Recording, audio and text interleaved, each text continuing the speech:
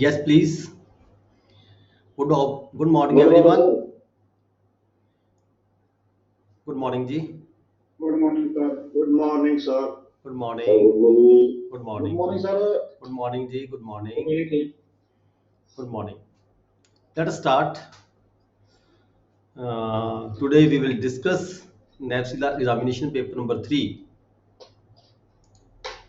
Punjab Tenancy Act 1887. Chapter number 3. आपने अपनी books निकाल लो जी.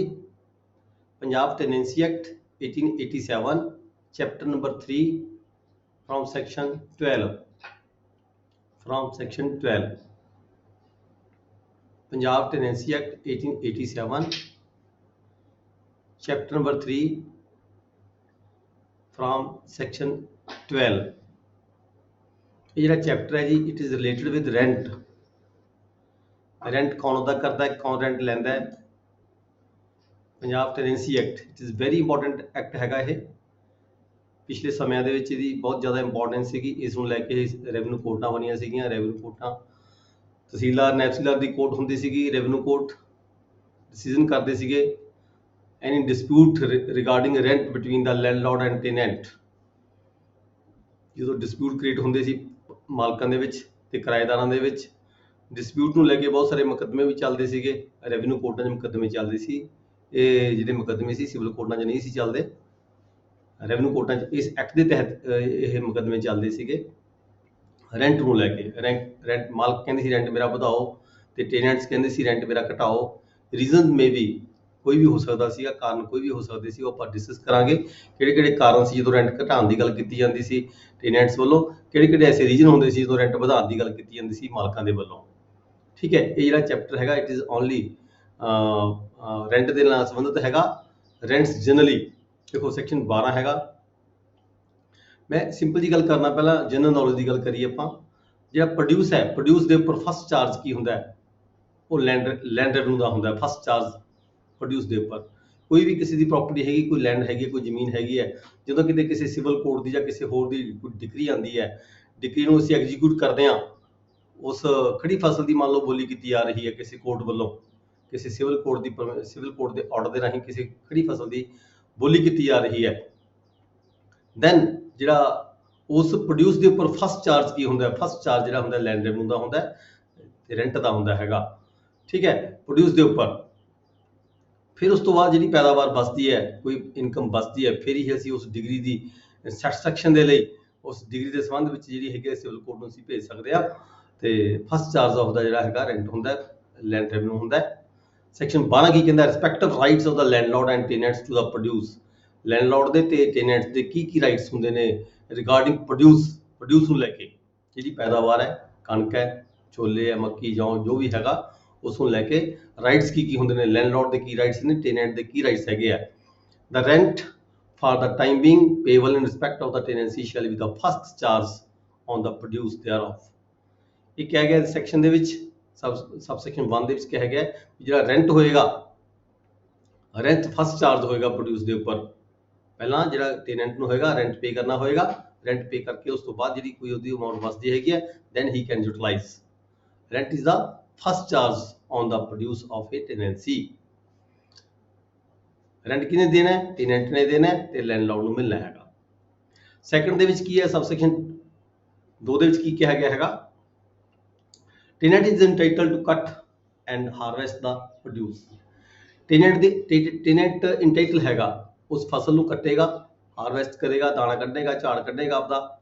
ਠੀਕ ਹੈ, ਇਹਦੇ ਵਿੱਚ ਕੀ ਹੈਗਾ, ਜਿਹੜਾ ਲੈਂਡਲੌਰਡ ਹੈ ਉਹ ਕੋਈ ਦਖਲਅੰਦਾਜ਼ੀ ਨਹੀਂ ਕਰੇਗਾ, ਉਸ ਨੂੰ ਇੰਟਰਫੇਰੈਂਸ ਨਹੀਂ ਕਰੇਗਾ, ਕਿਉਂਕਿ ਟੈਨੈਂਟ ਨੇ ਜਿਹੜੀ ਟੈਨੈਂਸੀ ਹੈਗੀ ਹੈ ਕਿਰਾਏ ਦੇ ਮਕਸਦ ਲਈ ਲਈ ਹੋਈ ਹੈਗੀ ਹੈ.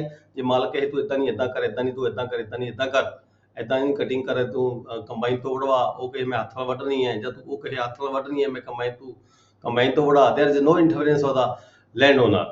ਇਹ ਕਿਸੇ ਨੇ ਕਿਵੇਂ ਇਹ ਟੈਨੈਂਟ ਨੇ ਦੇਖਿਆ ਵੀ ਉਸਨੇ, ਟੈਨੈਂਟ ਦੀ ਮਰਜ਼ੀ ਹੈ, ਟੈਨੈਂਟ ਨੇ ਦੇਖਣਾ ਵੀ ਉਸਨੇ ਕਿਵੇਂ ਇਸ ਨੂੰ ਕੱਟਣਾ ਵੱਢਣਾ ਸਵਾਰਨਾ ਹੈਗਾ ਤੇ ਤਾਂ ਨਹੀਂ ਕੱਢਣੇ ਇਹਨੇ.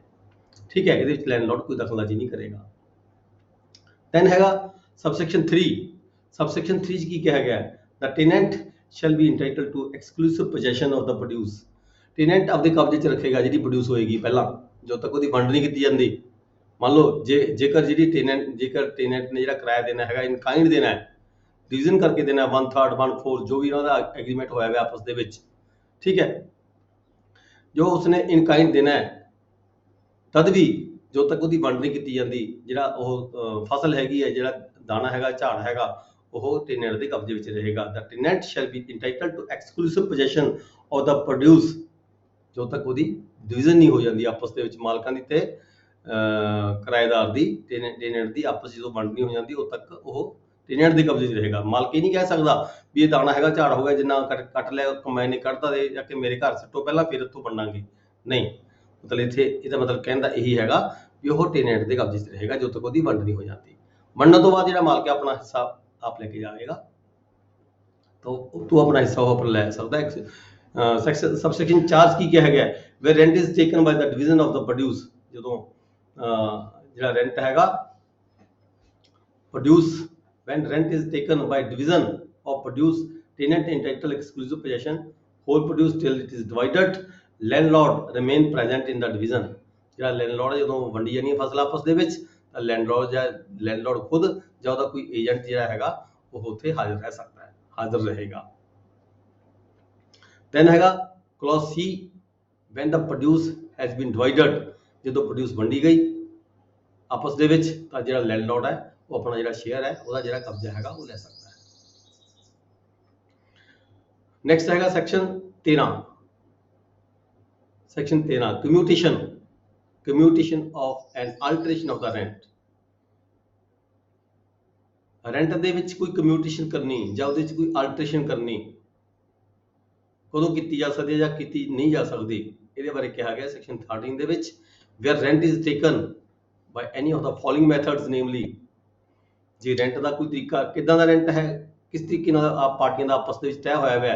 जेकर रेंट क्लॉज ए कहा गया सबसेक्शन 1 का क्लॉज ए है, but division of appraisement of the produce, वो कहते इस लांग ही मंडना है, भरियां मंड लेने ने, जे कणक दियां मान लो 45 भरियां हुई मतलब कि हुई ने, तो वो 1/3 या 1/4 जो भी इन्होंने आपसी तय है भी लांघे के तौर पर ही भरियां मंड लैनियां ने। जे इदां दा उन्होंने एक्ट मतलब कि एग्रीमेंट होया हुआ है, मतलब कि अप्रेजमेंट नूं वंडण दा एग्रीमेंट होया हुआ है, ਜਾਂ फिर उन्हें रेट फिक्स किए हुए ने, nature of the crop grown, भी किहड़ी फसल तू बीजेगा तो मैं उसका इन्ना झाड़ लवांगा, ये वाली फसल बीजेगा तो इन्ने पैसे लवांगा, रेट फिक्स किया गया आपस दे विच। छोले बीजोगे तो इन्ने पैसे मतलब कि टेनेंट देगा मालक नूं, जौ बीजेगा तो इन्ने पैसे देगा, कणक बीजेगा तो इन्ने पैसे देगा, as per the crop grown, crop के अकॉर्डिंग जी हैगी है उन्होंने रेट तय किए हुए ने मालकां ते टेनेंट्स ने, या फिर by rate on the recognise measure of the area, या फिर उन्होंने रेट तय किया हुआ है लैंड के उपर, एरिए की मिनती के उपर, भी 2 एकड़ की इन्नी फसल लवांगा मैं, या इन्ने पैसे लवांगा, रेट फिक्स किया हुआ है। 3 एकड़ की जमीन तू वाहेगा तो इन्ने पैसे लवांगा, 4 एकड़ वाहेगा तो इन्ने पैसे लेगा, as per the area of measurement of the area के उपर जो उन्होंने किराया तय होया है। या फिर bye rent in gross on the tenancy, या फिर लमसम जी उनकी टेनेंसी है 4 एकड़ की या 5 एकड़ की 6 एकड़ की है, ठीक है, वो पर लमसम तय होया हुआ है पार्टियों का आपस दोनों का, लैंडलॉर्ड का टेनेंट का भी इन्ने पैसे मैं लेने ने तो टेनेंट ने इन्ने पैसे देने ने। या फिर पार्ट क्लॉज डी कहा गया partly by one of the method specified A B C, जिहदे उपर ए बी ते सी क्लॉज हैगियां ने, ठीक है, या कुछ हिस्सा उहदा ते कुछ हिस्सा कोई होर तरीका अपनाया हुआ उन्होंने, पार्टली बाय अनदर और अदर ऑफ दैम, ये 3 तरीके जो उपर ने ते अप्रेजमेंट का हिस्सा, या rate fix as per the crop grown, या फिर rate fix as per the area measure, या रेट टोटल टेनेंसी का उपर, या फिर ये तिन्नों ए बी ते सी मिला के इन्हां चों कोई एक ते कुछ पार्ट उन्होंने कहा हुआ किसी होर तरीके का नहीं जिहड़ा हैगा टेनेंट ने देना कीता है मालक नूं।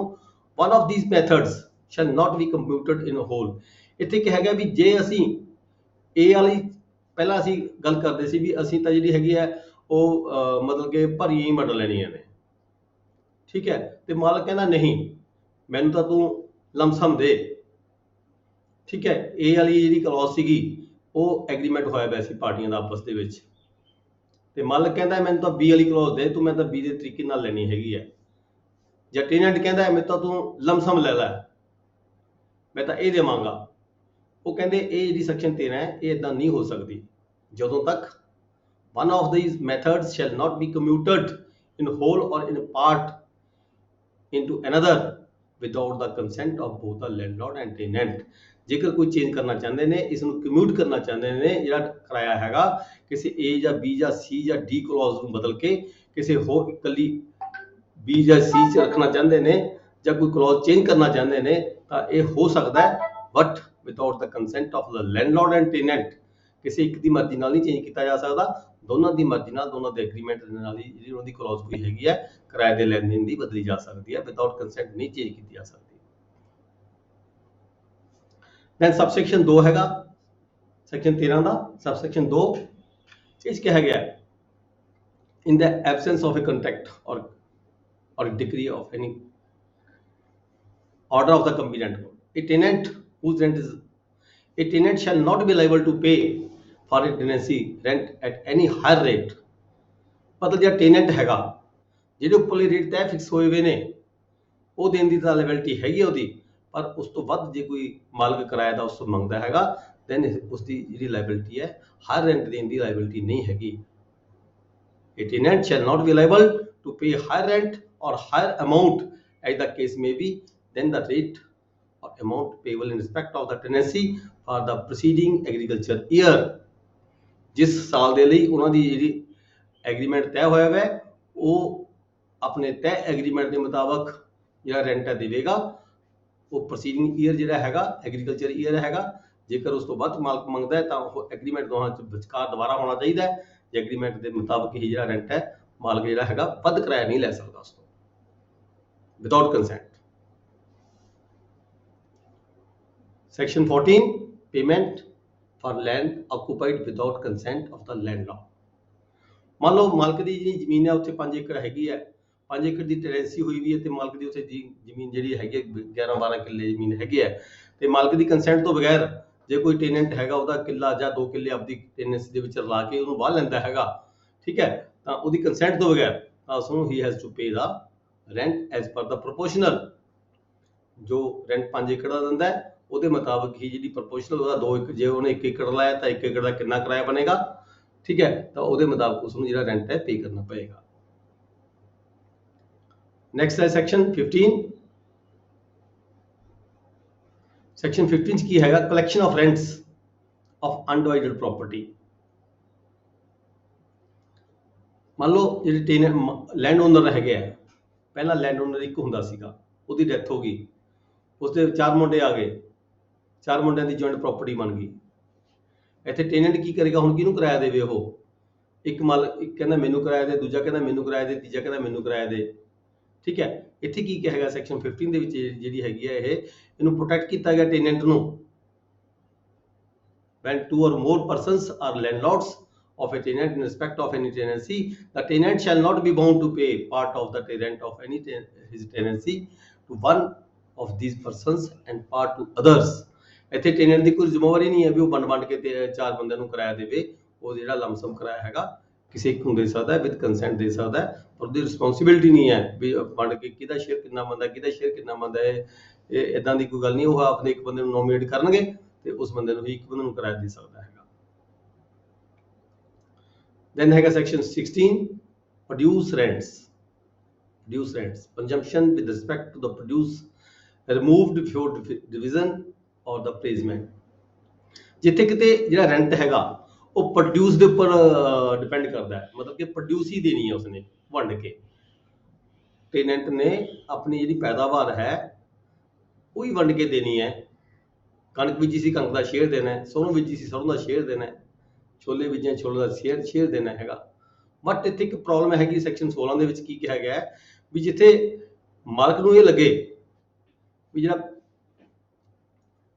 ਜਿਹੜਾ ਟੈਨੈਂਟ ਹੈਗਾ presumption with respect to the produce removed before division or replacement, ਵੀ ਡਿਵੀਜ਼ਨ ਤੋਂ ਪਹਿਲਾਂ ਹੀ ਜਿਹੜਾ ਟੈਨੈਂਟ ਹੈਗਾ ਉਸਨੇ ਕੁਝ ਜਿਹੜਾ ਹੈਗਾ ਭਰੀਆਂ ਹੈਗੀਆਂ ਕੋਈ ਭਾਰ ਹੈਗੇ ਆ ਉਹ ਛਪਾ ਲਏ ਜਾਂ ਲੁਕੋ ਲਏ, ਜਾਂ ਵੰਡਣ ਤੋਂ ਪਹਿਲਾਂ ਉਸਨੇ ਕੋਈ ਨਾ ਕੋਈ ਇੱਧਰ ਉੱਧਰ ਕਰ ਦਿੱਤੇ। ਜਿੱਥੇ ਕਿਤੇ ਇਦਾਂ ਦੀ ਗੱਲ যদি ਅਸੀਂ ਮਾਲਕ ਨੂੰ ਲੱਗੇ where rent is taken by division or appraisement of the produce, the tenant removes any portion। ਜੇ ਗੱਲ ਸਾਬਤ ਹੋ ਜਾਂਦੀ ਹੈ, ਜੇ ਗੱਲ ਸਾਬਤ ਹੋ ਜਾਂਦੀ ਹੈ, ਮੰਨ ਲਓ ਇਹ ਗੱਲ ਸਾਬਤ ਹੋ ਜਾਂਦੀ ਹੈ, ਮਾਲਕ ਇਹ ਗੱਲ ਸਾਬਤ ਕਰ ਦਿੰਦਾ ਵੀ ਇੱਕ ਮੇਰੀ 4 ਕਿੱਲੇ ਦੀ ਟੈਨੈਂਸੀ ਹੈਗੀ ਹੈ, 4 ਕਿੱਲੇ ਦੀ ਟੈਨੈਂਸੀ ਦੇ ਵਿੱਚ ਤੁਸੀਂ ਤਾਂ ਜਿਹੜਾ ਲਾਂਘਾ ਹੈਗਾ ਦਿਖਾ ਰਹੇ ਹੋ ਇਹ ਘੱਟ ਹੈਗਾ, ਨਾਲ ਦੇ 4 ਕਿੱਲੇ ਹੈਗੇ ਉੱਥੇ ਡਬਲ ਹੈਗਾ, ਨਾਲ ਦੇ 4 ਕਿੱਲੇ ਹੋਰ ਜ਼ਮੀਨ ਹੈਗੀ ਹੈ ਉੱਥੇ ਡਬਲ ਹੈ, ਇਸ ਤੋਂ ਬਾਅਦ ਤੇ ਤੇਰੀ ਪੈਦਾਵਾਰ ਇੰਨੀ ਘੱਟ ਕਿਉਂ ਹੋਈ ਹੈ। ਜੇ ਉਹ ਗੱਲ ਸਾਬਤ ਕਰ ਦੇਵੇ ਤਾਂ ਜਿਹੜੀ ਉਸ ਨੂੰ ਰੈਂਟ ਹੈਗਾ ਉਹ ਨਾਲ ਦੇ ਕਿਸੇ ਡਿਸਕ੍ਰਿਪਸ਼ਨ ਸਿਮਿਲਰ ਲੈਂਡ, ਜਿਹੜੀ ਨਾਲ ਦੀ ਜਿਹੜੀ ਸਿਮਿਲਰ ਲੈਂਡ ਹੋਏਗੀ ਨੇਬਰਹੁੱਡ ਦੀ, ਗੁਆਂਢੀ ਦੀ, ਉਹਦੇ ਉਸ ਨੂੰ ਦੇਖ ਕੇ ਹੀ ਜਿਹੜਾ ਰੈਂਟ ਹੈਗਾ ਉਸ ਨੂੰ ਪੇ ਕੀਤਾ ਜਾਵੇਗਾ। ਇਹ ਜਿਹੜਾ ਡਿਸੀਜਨ ਹੋਣਗੇ ਫਿਰ ਇੱਦਾਂ ਦੇ ਜਿਹੜੇ ਕਲੇਸ਼ ਹੁੰਦੇ ਆ ਫਿਰ ਉਹ ਰੈਵਨਿਊ ਕੋਰਟ 'ਚ ਜਾਂਦੇ ਨੇ, ਰੈਵਨਿਊ ਕੋਰਟ ਉਹਦਾ ਫੈਸਲਾ ਕਰਦੀ ਹੈ, ਰੈਵਨਿਊ ਕੋਰਟ ਵੱਲੋਂ ਰੈਫਰੀ ਨਿਯੁਕਤ ਕੀਤੇ ਜਾਂਦੇ, ਆਪਾਂ ਅੱਗੇ ਜਾ ਕੇ ਪੜਾਂਗੇ। ਰੈਵਨਿਊ ਕੋਰਟ ਵੱਲੋਂ ਰੈਫਰੀ ਨਿਯੁਕਤ ਕੀਤੇ ਜਾਂਦੇ ਨੇ, ਰੈਫਰੀ ਜਿਹੜਾ ਹੈਗਾ ਮੌਕੇ ਤੇ ਜਾਂਦਾ, ਮੌਕੇ ਤੇ ਦੇਖਦਾ ਵੀ ਇਹ ਤੋਂ ਪੈਦਾਵਾਰ 4 ਕੁਇੰਟਲ ਹੋਈ ਹੈ, ਨਾਲ ਦੇ ਕਿਸੇ ਗੁਆਂਢੀ ਦੇ ਵਿੱਚ 8 ਕੁਇੰਟਲ ਹੋਈ ਹੈ, ਵੀ ਇਹ ਤਾਂ ਜਸਟੀਫਾਈ ਨਹੀਂ ਲੱਗਦਾ ਹੈਗਾ, ਇਸ ਕਰਕੇ ਫਿਰ ਉਹ ਜਸਟੀਫਿਕੇਸ਼ਨ ਦੇਦਾ ਹੈਗਾ, ਲੋਕਾਂ ਨੂੰ ਪੁੱਛਗਿੱਛ ਕਰਦਾ ਹੈਗਾ ਰੈਫਰੀ ਮੌਕੇ ਤੇ ਜਾ ਕੇ, ਤਾਂ ਉਹਦੇ ਅਕੋਰਡਿੰਗ ਜਿਹੜਾ ਡਿਸੀਜਨ ਕੀਤਾ ਜਾਂਦਾ ਤੇ ਜਿਹੜੇ ਮਾਲਕ ਹੈਗਾ ਉਸ ਨੂੰ ਪ੍ਰੋਪਰ ਜਿਹੜੀ ਹੈਗੀ ਹੈ ਡਿਵੀਜ਼ਨ ਉਹਦੀ ਕਰਵਾਈ ਜਾਂਦੀ ਹੈ। ਸੈਕਸ਼ਨ 17 ਹੈ appointment of referee for division or ਅਪਰੇਜ਼ਮੈਂਟ। ਦੇਖੋ ਉਹੀ ਗੱਲ ਆਪਾਂ ਜਿਹੜੀ ਸੈਕਸ਼ਨ 16 'ਚ ਪੜ੍ਹੀ ਹੈ, ਜਿੱਥੇ ਕਿਤੇ ਇਦਾਂ ਦੀ ਕੋਈ ਝਗੜਾ ਪੈ ਜਾਵੇ ਆਪਸ ਦੇ ਵਿੱਚ ਮਾਲਕ ਦਾ ਤੇ ਟੈਨੈਂਟ ਦਾ ਡਿਵੀਜ਼ਨ ਨੂੰ ਲੈ ਕੇ, ਔਰ ਅਪਰੇਜ਼ਮੈਂਟ ਤਾਂ ਲਾਂਗਾ ਵਗੈਰਾ ਭਰੀਆਂ ਵਗੈਰਾ ਨੂੰ ਲੈ ਕੇ, ਜਾਂ ਡਿਵੀਜ਼ਨ ਕਣਕ ਦੀ ਪੈਦਾਵਾਰ ਹੈ, ਛੋਲੇ ਦੀ ਪੈਦਾਵਾਰ ਹੈ, ਜੋ ਵੀ ਸਰੋਂ ਦੀ ਪੈਦਾਵਾਰ ਹੈ ਉਸ ਨੂੰ ਲੈ ਕੇ, ਉਹਦੀ ਡਿਵੀਜ਼ਨ ਨੂੰ ਲੈ ਕੇ ਆਪਸੀ ਡਿਸਪਿਊਟ ਕ੍ਰੀਏਟ ਹੋ ਜਾਵੇ, ਮਾਲਕ ਕਹੇ ਘੱਟ ਹੈ ਤੇ ਜਿਹੜਾ ਟੈਨੈਂਟ ਹੈ ਉਹ ਕਹੇ ਪੂਰੀ ਹੈ, ਇੰਨੀ ਪੈਦਾਵਾਰ ਹੋਈ ਹੈ, ਇਸ ਗੱਲ ਨੂੰ ਲੈ ਕੇ ਕੋਈ ਪ੍ਰੋਬਲਮ ਕ੍ਰੀਏਟ ਹੋ ਜਾਂਦੀ ਹੈ ਆਪਸ ਦੇ ਵਿੱਚ, ਦੋਹਾਂ ਦੇ ਜਿਹੜੇ ਸੰਬੰਧ ਨੇ ਖਰਾਬ ਹੋ ਜਾਂਦੇ ਨੇ। ਫਿਰ ਕੋਈ ਵੀ ਪਾਰਟੀ ਜਿਹੜੀ ਵੀ ਮਤਲਬ ਕਿ ਇਫ ਆਈਦਰ ਦਾ ਲੈਂਡਲॉर्ड ਔਰ ਦਾ ਟੈਨੈਂਟ neglects to attend ਦਾ, ਕੋਈ ਵੀ ਪਾਰਟੀ ਕਿਰਾਏਦਾਰ ਵੀ ਹੋ ਸਕਦਾ, ਟੈਨੈਂਟ ਵੀ ਹੋ ਸਕਦਾ, ਮਾਲਕ ਵੀ ਹੋ ਸਕਦਾ, ਜਾ ਕੇ ਤਹਿਸੀਲਦਾਰ ਦੇ ਕੋਰਟ ਦੇ ਵਿੱਚ ਜਾ ਕੇ ਐਪਲੀਕੇਸ਼ਨ ਦੇ ਸਕਦਾ ਹੈ। ਉਹ ਕਹਿ ਸਕਦਾ ਵੀ ਜੇ ਮਾਲਕ ਦਿੰਦਾ ਹੈਗਾ ਤਾਂ ਟੈਨੈਂਟ ਕਹਿ ਸਕਦਾ ਵੀ ਟੈਨੈਂਟ ਤਾਂ ਮੌਕੇ ਤੇ ਆ ਕੇ ਡਿਵੀਜ਼ਨ ਵੰਡਣ ਨੂੰ ਤਿਆਰ ਹੀ ਨਹੀਂ ਹੈਗਾ, ਮੇਰਾ ਹਿੱਸਾ ਦੇਣ ਨੂੰ ਤਿਆਰ ਨਹੀਂ ਹੈਗਾ, ਜਦੋਂ ਮੈਂ ਜਾਂਦਾ ਉਹ ਕਹਿੰਦਾ ਕੋਈ ਨਾ ਕੋਈ ਲਾਰਾ ਲੱਪਾ ਲਾ ਆਉਂਦਾ ਮੈਨੂੰ, ਠੀਕ ਹੈ। ਜਾਂ ਟੈਨੈਂਟ ਐਪਲੀਕੇਸ਼ਨ ਦੇ ਸਕਦਾ ਵੀ ਲੈਂਡਲॉर्ड ਆ ਜਿਹੜਾ ਉਹ ਤਾਂ ਇਹ ਕਹਿੰਦਾ ਵੀ ਜ਼ਮੀਨ ਵੱਧ ਸੀਗੀ, ਫਸਲ ਵੱਧ ਹੋਈ ਸੀ, ਇਹ ਤਾਂ ਘੱਟ ਹੈਗੀ ਹੈ, ਉਹ ਵੀ ਮੌਕੇ ਤੇ ਆਉਣ ਨੂੰ ਤਿਆਰ ਨਹੀਂ ਹੈਗਾ। ਮਤਲਬ ਕੋਈ ਵੀ ਵਿਅਕਤੀ ਜਾ ਕੇ ਅਰਜ਼ੀ ਦੇ ਸਕਦਾ, ਜਿਹੜਾ ਵੀ ਗਰੀਬ ਪਾਰਟੀ ਹੈਗੀ ਹੈ ਤਹਿਸੀਲਦਾਰ ਦੀ ਕੋਰਟ ਜਾ ਕੇ ਐਪਲੀਕੇਸ਼ਨ ਦੇ ਸਕਦੀ ਹੈ for the purpose to division of the produce. ਤਾਂ ਕੀ ਹੋਏਗਾ, at the proper time for making the division appraisement, revenue officer may on the application of either party appoint such person as thinks fit to be a referee। ਤਾਂ revenue officer ਕੀ ਹੋਏਗਾ, revenue officer ਵੱਲੋਂ ਇੱਕ referee ਨੂੰ ਕੀਤਾ ਜਾਵੇਗਾ ਮੌਕੇ ਤੇ ਜਾਣ ਦੀ ਖਾਤਰ। he may be kanungo, he may be ਨੰਬਰਦਾਰ, he may be ਪਟਵਾਰੀ ਹਲਕਾ, ਠੀਕ ਹੈ। revenue officer ਕਿਸੇ ਵਿਅਕਤੀ ਡਿਊਟੀ ਲਗਾਏਗਾ ਆਪਣੇ ਕਿਸੇ EMPLOYE ਦੀ, ਉਹਨੂੰ ਰੈਫਰੀ ਬਣਾ ਕੇ ਭੇਜੇਗਾ, ਰੈਫਰੀ ਬਣਾ ਕੇ ਭੇਜੇਗਾ ਮਤਲਬ ਦੋਨੋਂ ਪਾਰਟੀਆਂ ਦੋਹਾਂ ਨੂੰ ਸੁਣ ਕੇ ਦੋਹਾਂ ਦਾ ਫੈਸਲਾ ਕੀਤਾ ਜਾਵੇ, ਫੈਸਲਾ ਸੁਣ ਕੇ ਮੈਨੂੰ ਰਿਪੋਰਟ ਕੀਤੀ ਜਾਵੇ ਤਾਂ ਕਿ ਉਸਦੀ ਪ੍ਰੋਪਰ ਤਰੀਕੇ ਨਾਲ ਉਹਦੀ ਡਿਵੀਜ਼ਨ ਹੋ ਸਕੇ, ਠੀਕ ਹੈ ਜੀ। ਦੈਨ ਸੈਕਸ਼ਨ 18 ਚ ਕੀ ਕਿਹਾ ਗਿਆ ਹੈ, ਸੈਕਸ਼ਨ 18 ਚ ਕਿਹਾ ਗਿਆ ਹੈਗਾ appointment of assessor and procedure of referee. ਜਿਹੜਾ ਰੈਫਰੀ ਹੋਏਗਾ ਮੇ ਵੀ ਉਸਨੂੰ ਨਾ ਕੋਈ ਜਾਣਕਾਰੀ ਇਦਾਂ ਦੀ ਹੋਵੇ ਵੀ ਕਿੰਨੇ ਕਿੱਲੇ ਚੋਂ ਕਿੰਨੀ ਪੈਦਾਵਾਰ ਹੋਏਗੀ, ਮੇ ਵੀ ਦੇਖੋ ਪਟਵਾਰੀ ਹਲਕਾ ਜਾਂ ਕਾਨੂੰਗੋ ਹਲਕਾ ਜਾ ਰਿਹਾ ਹੈ, ਜੇ ਤਾਂ ਉਹਨੂੰ ਐਗਰੀਕਲਚਰ ਬਾਰੇ ਪੂਰੀ ਨੌਲੇਜ ਹੈਗੀ ਹੈ, ਖੇਤੀਬਾੜੀ ਦਾ ਕੰਮ ਕੀਤਾ ਹੋਇਆ ਹੁੰਦਾ ਤਾਂ ਜਾਣਕਾਰੀ ਹੁੰਦੀ ਹੈ ਵੀ ਕਿੰਨੀ ਜ਼ਮੀਨ ਚੋਂ ਕਿੰਨੀ ਪੈਦਾਵਾਰ ਹੋਣੀ ਚਾਹੀਦੀ ਹੈ, ਕਿੰਨੀ ਚੋਂ ਕਿੰਨੀ ਪੈਦਾਵਾਰ ਹੋਣੀ ਚਾਹੀਦੀ ਹੈ। ਪਰ ਮੇ ਵੀ ਕੋਈ ਕਿਸੇ ਕਲਰਕ ਦੀ ਜਾਂ ਕਿਸੇ ਹੋਰ ਵਿਅਕਤੀ ਦੀ, ਕਿਸੇ ਸੁਪਰਡੈਂਟ ਦੀ ਡਿਊਟੀ ਲੱਗੇਗੀ ਤੇ ਜਿਹਨੂੰ ਇਸ ਬਾਰੇ ਜਾਣਕਾਰੀ ਨਹੀਂ ਹੋਵੇ ਤਾਂ ਉਹ ਉੱਥੇ ਇੱਕ ਪ੍ਰੋਵੀਜ਼ਨ ਇਹ ਦਿੱਤੀ ਗਈ ਹੈ, ਇੱਕ ਅਸੈਸਰ ਵੀ ਨਿਯੁਕਤ ਕੀਤਾ ਜਾ ਸਕਦਾ ਹੈ। ਜਿਹੜਾ ਰੈਫਰੀ ਹੈਗਾ ਆਪਦੇ ਨਾਲ ਇੱਕ ਅਸੈਸਰ ਵੀ ਲਗਾ ਕੇ ਲੈ ਕੇ ਜਾ ਸਕਦਾ, ਜਿਹਨੂੰ ਇਹ ਜਾਣਕਾਰੀ ਸਾਰੀ ਹੋਵੇ ਵੀ ਹਾਂ ਕਿੰਨੇ ਫਸਲ ਦੇ ਬਾਰੇ ਸੰਬੰਧ ਵਿੱਚ ਜਿਹਨੂੰ ਨੌਲੇਜ ਹੋਵੇ, ਉਹਨੂੰ ਨਾਲ ਉਹਦੀ ਜਿਹੜੀ ਹੈਗੀ ਅਪਾਇੰਟਮੈਂਟ ਕੀਤੀ ਜਾ ਸਕਦੀ ਹੈ। when a revenue officer appoints a referee under the last foregoing sections, he may in the discretion give him instructions with respect to the association of, ਕਹਿ ਸਕਦਾ ਵੀ ਆਪਣੇ ਨਾਲ ਤੁਸੀਂ ਇੱਕ ਰੈਫਰੀ ਲੈ ਜਾਓ ਨਾ, ਸੌਰੀ ਅਸੈਸਰ ਲੈ ਜਾਓ, ਅਸੈਸਰ ਜਿਹੜਾ ਹੈਗਾ ਉਹ ਰੈਫਰੀ ਦੇ ਨਾਲ ਮੌਕੇ ਤੇ ਜਾਏਗਾ। ਅਸੈਸਰ ਕੌਣ ਹੋਣਾ ਚਾਹੀਦਾ, ਕਿੰਨੇ ਬੰਦੇ ਹੋਣੇ ਚਾਹੀਦੇ ਨੇ, 1 ਜਾਂ 2 ਜਾਂ 3, ਠੀਕ ਹੈ। ਉਹਦੀ ਕੁਆਲੀਫਿਕੇਸ਼ਨ ਕਿੰਨੀ ਹੋਣੀ ਚਾਹੀਦੀ, selection of those assessors and procedure to be followed in making the division or appraisement, ਇਹ ਜਾਣੀ ਕਿ ਡਾਇਰੈਕਸ਼ਨ ਦਿੱਤੀ ਜਾਵੇਗੀ ਰੈਵਨਿਊ ਆਫਿਸਰ ਵੱਲੋਂ ਅਸੈਸਰ ਨੂੰ ਵੀ ਜਿਹੜਾ ਤੁਸੀਂ ਰੈਫਰੀ ਨੂੰ ਮਤਲਬ ਡਾਇਰੈਕਸ਼ਨ ਦਿੱਤੀ ਜਾਵੇਗੀ ਰੈਵਨਿਊ ਆਫੀਸਰ ਵੱਲੋਂ ਵੀ ਅਸੈਸਰ ਤੋਂ ਕਿਦਾਂ ਦਾ ਲੈ ਕੇ ਜਾਣਾ, 1 ਲੈ ਕੇ ਜਾਣਾ, 2 ਲੈ ਕੇ ਜਾਣੇ ਆ, ਤੇ ਉਹਦੀ ਕੁਆਲੀਫਿਕੇਸ਼ਨ ਕੀ ਹੋਣੀ ਚਾਹੀਦੀ ਹੈ, ਕੋਈ ਨੰਬਰਦਾਰ ਹੋਣਾ ਚਾਹੀਦਾ ਹੈ ਜਾਂ ਕੋਈ ਪਿੰਡ ਦਾ ਮੈਂਬਰ ਹੋਣਾ ਚਾਹੀਦਾ ਹੈ ਜਾਂ ਸਰਪੰਚ ਹੋਣਾ ਚਾਹੀਦਾ ਹੈ। ਇਦਾਂ ਦੀ ਜਿਹੜੀ ਹੈਗੀ ਆ ਉਹ ਡਾਇਰੈਕਸ਼ਨ ਰੈਵਨਿਊ ਆਫੀਸਰ ਵੱਲੋਂ ਰੈਫਰੀ ਨੂੰ ਦਿੱਤੀ ਜਾਂਦੀ ਹੈ। The referee so appointed shall make the division or appraisement in accordance with the instructions। ਫਿਰ ਜਿਹੜੀਆਂ ਹੈਗੀਆਂ ਰੈਵਨਿਊ ਆਫੀਸਰ ਵੱਲੋਂ ਉਹਦੀ ਵੰਡ ਸੰਬੰਧੀ ਕੁਝ ਇਨਸਟਰਕਸ਼ਨ ਦਿੱਤੀਆਂ ਜਾਣਗੀਆਂ ਰੈਫਰੀ ਨੂੰ।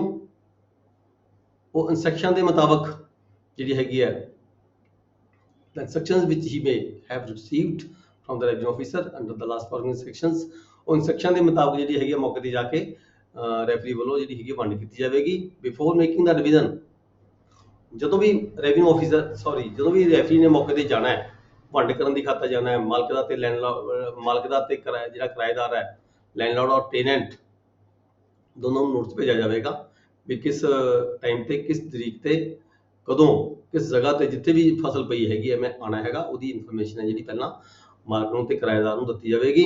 ਤੇ ਉਸ ਟਾਈਮ ਦੇ ਮੁਤਾਬਕ ਜਿਹੜਾ ਹੈਗਾ ਰੈਫਰੀ ਹੈ ਵਿਦ ਅਸੈਸਰ ਮੌਕੇ ਤੇ ਪਹੁੰਚੇਗਾ। ਜੇਕਰ ਕੋਈ ਪਾਰਟੀ ਮੌਕੇ ਤੇ ਨੋਟਿਸ ਦੇਣ ਦੇ ਬਾਵਜੂਦ ਵੀ ਨਹੀਂ ਆਂਦੀ, ਮੰਨ ਲਓ ਲੈਂਡਲॉर्ड ਮੌਕੇ ਤੇ ਨਹੀਂ ਆਂਦਾ ਜਾਂ ਟੈਨੈਂਟ ਮੌਕੇ ਤੇ ਨਹੀਂ ਆਂਦਾ, ਫਸਲ ਜਿੱਥੇ ਪਈ ਹੈਗੀ ਉੱਥੇ ਜਿਹੜਾ ਜਾਣ ਦਾ ਅਧਿਕਾਰ, ਐਂਟਰ ਕਰਨ ਦਾ ਜਿਹੜਾ ਅਧਿਕਾਰ ਹੈਗਾ ਉਹ ਰੈਫਰੀ ਨੂੰ ਹੋਏਗਾ ਅੰਡਰ ਲਾਅ, ਇਸੇ ਲਾਅ ਦੇ ਤਹਿਤ, ਤੇ ਉਹ ਤੇ ਐਂਟਰ ਕਰ ਸਕਦਾ ਹੈ। ਐਂਟਰ ਕਰਕੇ ਉਹ ਐਕਸਪਰਟ ਜਿਹੜਾ ਫੈਸਲਾ ਹੈਗਾ ਉਹ ਫੈਸਲਾ ਕਰ ਸਕਦਾ ਹੈ।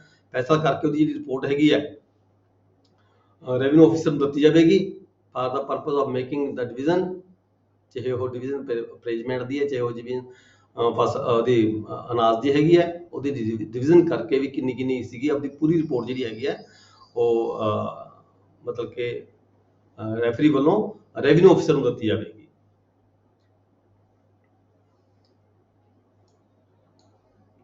ਫਿਰ ਸੈਕਸ਼ਨ 19 ਚ ਕੀ ਕਿਹਾ ਗਿਆ ਹੈ? ਪ੍ਰੋਸੀਜਰ ਆਫਟਰ ਡਿਵੀਜ਼ਨ ਔਰ ਅਪਰੇਜਮੈਂਟ, the result of the division of the appraisement shall be recorded। ਜਦ ਵੀ ਰਿਜ਼ਲਟ ਹੋਏਗਾ, ਡਿਵੀਜ਼ਨ ਕਰ ਦਿੱਤੀ ਰੈਫਰੀ ਨੇ, ਠੀਕ ਹੈ, ਕਿਸੇ ਵੀ ਤਰੀਕੇ ਨਾਲ ਕੀਤੀ ਹੈ, ਨਾਲ ਦੇ ਗੁਆਂਢੀ ਦੇ ਖੇਤ ਨੂੰ ਦੇਖ ਕੇ ਕੀਤੀ ਹੈ ਜਾਂ ਮੌਕੇ ਤੇ ਵੀ ਫਸਲ ਨੂੰ ਹੀ ਦੇਖ ਕੇ ਕੀਤੀ ਹੈ ਵੀ ਠੀਕ ਹੈ ਤਾਂ ਫਸਲ ਪੂਰੀ ਹੈਗੀ ਹੈ, ਕੋਈ ਇਹਦੇ ਵਿੱਚ ਕੋਈ ਹੇਰਾਫੇਰੀ ਨਹੀਂ ਲੱਗਦੀ। ਜੇ ਲੱਗਦਾ ਉਹਨੂੰ ਕੋਈ ਹੇਰਾਫੇਰੀ ਹੈਗੀ ਹੈ ਤਾਂ ਉਹ ਨਾਲ ਦੇ ਕਿਸੇ ਗੁਆਂਢੀ ਦੀ ਫਸਲ ਦੇਖ ਕੇ ਕਿੰਨੀ ਜ਼ਮੀਨ ਦੀ ਟੈਂਡੈਂਸੀ ਹੈਗੀ ਹੈ, ਠੀਕ ਹੈ, ਤੇ ਇਹਦੇ ਚੋਂ ਕਿੰਨੀ ਪੈਦਾਵਾਰ ਹੋਣੀ ਚਾਹੀਦੀ ਹੈ, ਉਹਦੇ ਅਕੋਰਡਿੰਗ ਉਹ ਜਿਹੜਾ ਹੈਗਾ ਆਪਣੀ ਜਿਹੜੀ ਰਿਪੋਰਟ ਹੈ ਰੈਫਰੀ ਬਣਾਏਗਾ, ਆਪਣੇ ਸਾਈਨ ਕਰਕੇ ਫਿਰ ਰੈਵਨਿਊ ਆਫਿਸਰ ਕੋਲ ਭੇਜੀ ਜਾਏਗੀ।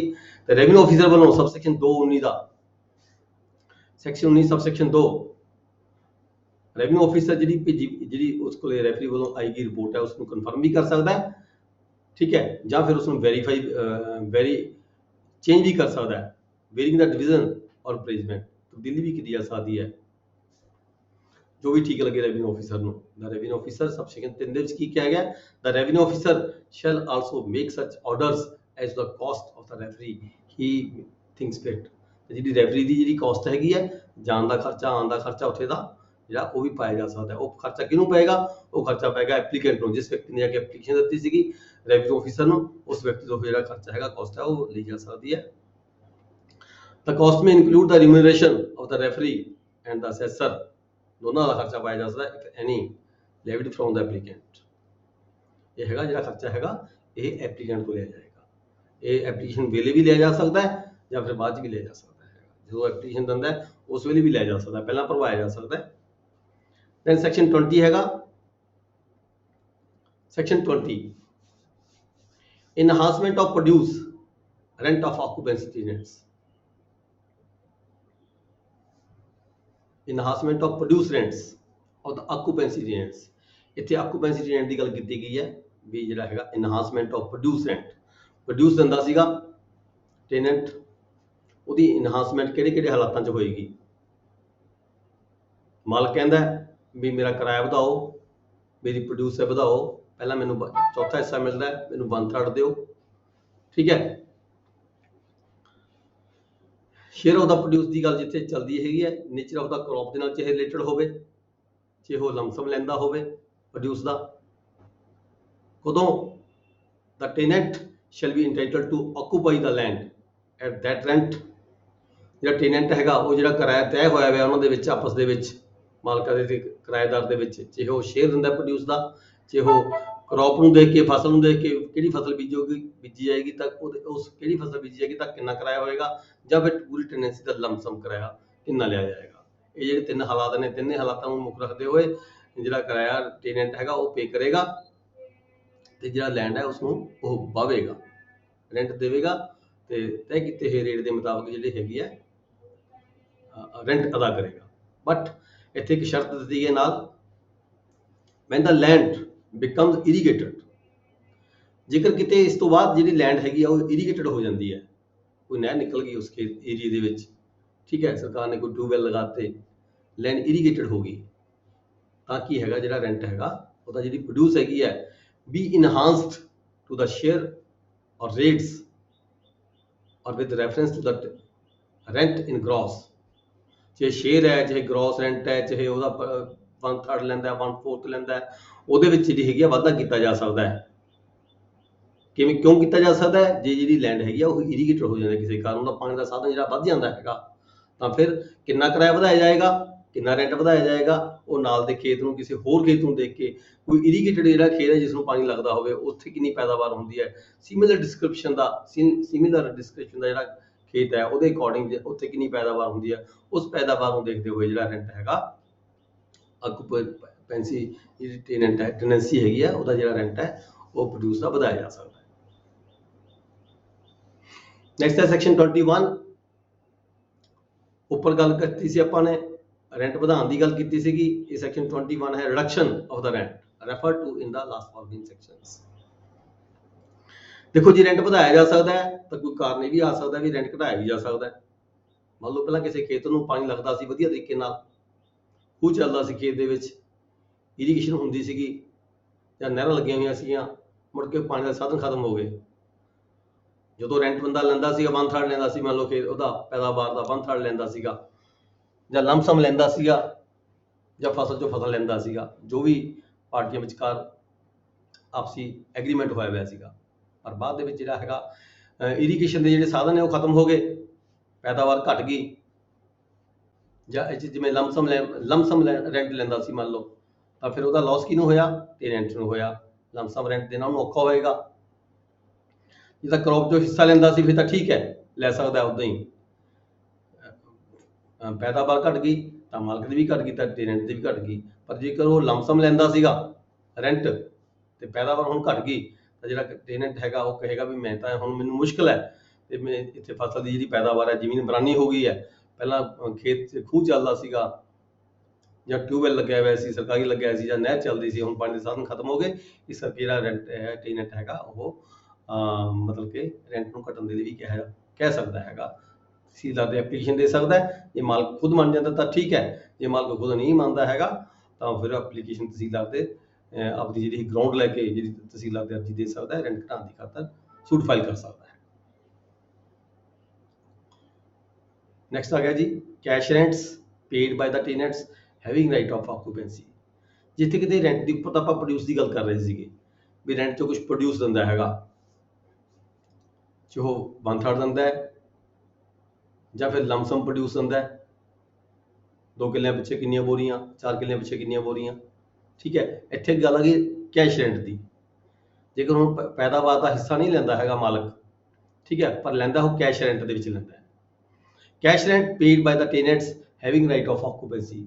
ਜਿਹੜਾ ਟੈਨੈਂਟ ਹੈ ਉਹਦੇ ਕੋਲੇ ਕਿਹੜੇ ਰਾਈਟਸ ਨੇ? ਆਕੂਪੈਂਸੀ ਟੈਨੈਂਟ ਦੇ ਰਾਈਟਸ ਨੇ। ਆਕੂਪੈਂਸੀ ਟੈਨੈਂਟਸ ਸੈਕਸ਼ਨ 5 ਚ ਆਪਾਂ ਪੜ੍ਹ ਕੇ ਗਏ ਹਾਂ। ਆਕੂਪੈਂਸੀ ਟੈਨੈਂਟਸ ਕੌਣ ਹੁੰਦੇ ਨੇ? ਜਿਹੜੇ 3rd ਡਿਗਰੀ ਤੋਂ, ਦਾਦੇ ਤੋਂ ਪੜਦਾਦੇ ਤੋਂ ਜਿਹੜੇ ਹੈਗੇ, ਦਾਦੇ ਤੋਂ, ਚਾਚੀ ਦਾਦੇ ਤੋਂ, ਤਾਏ ਦਾਦੇ ਤੋਂ ਜਿਹੜੇ ਚੱਲਦੇ ਆ ਰਹੇ ਨੇ ਲਗਾਤਾਰ, ਘੱਟੋ ਘੱਟ 20 ਸਾਲਾਂ ਤੋਂ ਕਬਜ਼ੇ 'ਚ ਹੁੰਦੇ ਨੇ, ਠੀਕ ਹੈ, ਉਹਨਾਂ ਨੂੰ ਅਸੀਂ ਜਿਹੜੇ ਹੈਗੇ ਆਕੂਪੈਂਸੀ ਟੈਨੈਂਟ ਕਹਿੰਦੇ ਆ। ਸੈਕਸ਼ਨ 5 ਹੈ, ਸੈਕਸ਼ਨ 5 ਦੀ ਕਲੌਜ਼ ਸੈਕਸ਼ਨ 5 ਦੀ ਸਬਸੈਕਸ਼ਨ 1 ਦੇ ਵਿੱਚ ਹੈਗੀਆਂ ਨੇ 2-3 ਕੈਟਾਗਰੀਜ਼ ਹੈਗੀਆਂ ਨੇ। ਸੈਕਸ਼ਨ 5 ਆਪਾਂ ਪੜ੍ਹਿਆ ਸੀ, ਬੜੀ ਡਿਟੇਲ ਵਿੱਚ ਪੜ੍ਹ ਕੇ ਗਏ ਹਾਂ ਪਹਿਲਾਂ ਆਪਾਂ। ਜੇ ਕਿਸੇ ਨੂੰ ਨਾ ਸਮਝ ਆਵੇ ਤਾਂ ਦੁਬਾਰਾ ਸਮਝ ਵੀ ਲੈਣਾ ਬਾਅਦ ਦੇ ਵਿੱਚ, ਕੋਈ ਗੱਲ ਨਹੀਂ ਮੇਰੇ ਤੋਂ। Where a tenant having a right of occupancy pays his rent entirely by cash rate on a recognized measure of the area, or by cash rent in gross in his tenancy, the rent may be enhanced on the ground that after deduction therefrom the land revenue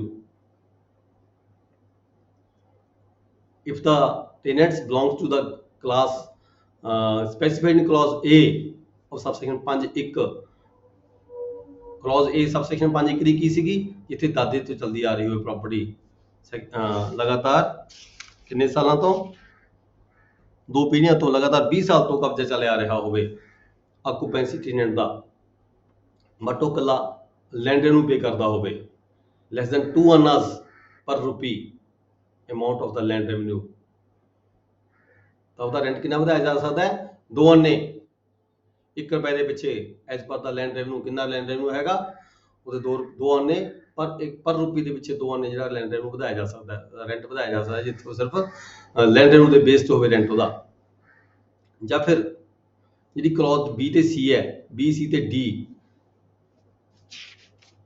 section 5 the B C ਤੇ D ਕਿਹੜੀ ਸੀ, B ਹੈਗੀ ਸੀ ਜਿੱਥੇ ਮਾਲਕੀ ਦੇ right, ਬੰਦਾ ਮਾਲਕ ਹੋਵੇ, ਉਹਦੇ ਮਾਲਕੀ ਦੇ ਰਾਈਟ ਖਤਮ ਹੋ ਜਾਣ ਅਚਾਨਕ, ਤਾਂ ਫਿਰ ਉਸਨੂੰ ਜਿਹੜਾ ਹੈਗਾ ਆਕੂਪੈਂਸੀ ਟੈਨੈਂਟ ਬਣ ਜਾਂਦਾ ਉਹ। ਸੈਕਸ਼ਨ C ਦੇ ਵਿੱਚ ਕੀ ਸੀਗਾ, ਜਿਹੜਾ 21/10/1968 ਤੋਂ ਲਗਾਤਾਰ ਕਬਜ਼ੇ ਚੱਲਿਆ ਆ ਰਿਹਾ ਹੋਵੇ ਟੈਨੈਂਟ, ਉਹ ਜਿਹੜਾ ਹੈਗਾ ਸੀ ਉਹ C ਕੈਟਾਗਰੀ ਚ ਆਉਂਦਾ ਸੀਗਾ। ਤੇ D ਕੈਟਾਗਰੀ ਕਿਹੜੀ ਸੀ, ਉਹ ਇੱਕ ਜ਼ਗੀਰਦਾਰ ਦੀ ਸੀਗੀ, ਜਿਹੜਾ 20 ਸਾਲ ਤੋਂ ਲਗਾਤਾਰ ਕਿਸੇ ਜ਼ਮੀਨ ਦੇ ਉੱਪਰ ਉਹਦਾ ਕਬਜ਼ਾ ਚੱਲਿਆ ਆ ਰਿਹਾ ਹੋਵੇ, ਜ਼ਗੀਰਦਾਰ ਹੋਵੇ ਪਰ ਉਹ ਮਾਲਕ ਨਾ ਹੋਵੇ, ਉਹ ਜਿਹੜੀ ਹੈਗੀ ਸੀ ਕੈਟਾਗਰੀ ਉਹ D ਦੀ ਸੀਗੀ। ਜੇ B ਤੇ C ਤੇ ਜਾਂ D ਕੈਟਾਗਰੀ ਦਾ ਕੋਈ ਮਾਲਕ ਹੋਵੇ, ਟੈਨੈਂਟ ਹੋਵੇ, ਤੇ ਜਿਹੜਾ ਉਹਦਾ ਕਿਰਾਇਆ ਕਿੰਨਾ ਵਧਾਇਆ ਜਾ ਸਕਦਾ ਹੈ, ਉਹਦਾ ਕਿਰਾਇਆ ਲੈਸ ਦੈਨ 6 ਅੰਨਾ, 6 ਅੰਨੇ ਤੋਂ ਘੱਟ ਪਰ ਰੁਪਏ ਦੇ ਮਗਰ, 1 ਰੁਪਏ ਦੇ ਪਿੱਛੇ 6 ਅੰਨੇ, ਯਾਨੀ ਕਿ 16 ਅੰਨੇ ਪਿੱਛੇ 6 ਅੰਨੇ, as per the amount of the land revenue. ਜਿੰਨਾ ਲੈਂਡ ਰੈਵਨਿਊ ਹੋਊਗਾ ਉਹਦੇ ਅਕੋਰਡਿੰਗ, ਜੇ 2 ਰੁਪਏ ਲੈਂਡ ਰੈਵਨਿਊ ਹੈ ਤਾਂ 6 ਅੰਨੇ ਕਿਰਾਇਆ ਵਧਾਇਆ ਜਾ ਸਕਦਾ ਹੈ। ਜੇ 3 ਰੁਪਏ ਜੇ 2 ਰੁਪਏ ਹੋਏਗਾ ਤਾਂ 12 ਅੰਨੇ, ਜੇ 3 ਰੁਪਏ ਹੋਏਗਾ ਤਾਂ 18 ਅੰਨੇ ਜਿਹੜਾ ਰੈਂਟ ਉਹਦਾ ਵਧਾਇਆ ਜਾ ਸਕਦਾ ਹੈ, ਐਜ਼ ਪਰ ਦਾ ਲੈਂਡ ਰੈਵਨਿਊ। ਜੇ ਕੈਟਾਗਰੀ ਹੈਗੀ ਹੈ ਟੈਨੈਂਟ ਆਕੂਪੈਂਸੀ ਟੈਨੈਂਟ ਦੀ, ਸੈਕਸ਼ਨ 6 ਵਾਲਾ ਆਕੂਪੈਂਸੀ ਟੈਨੈਂਟ ਹੈ। ਸੈਕਸ਼ਨ 6 ਵਾਲਾ ਆਕੂਪੈਂਸੀ ਟੈਨੈਂਟ ਕੌਣ ਸੀਗਾ,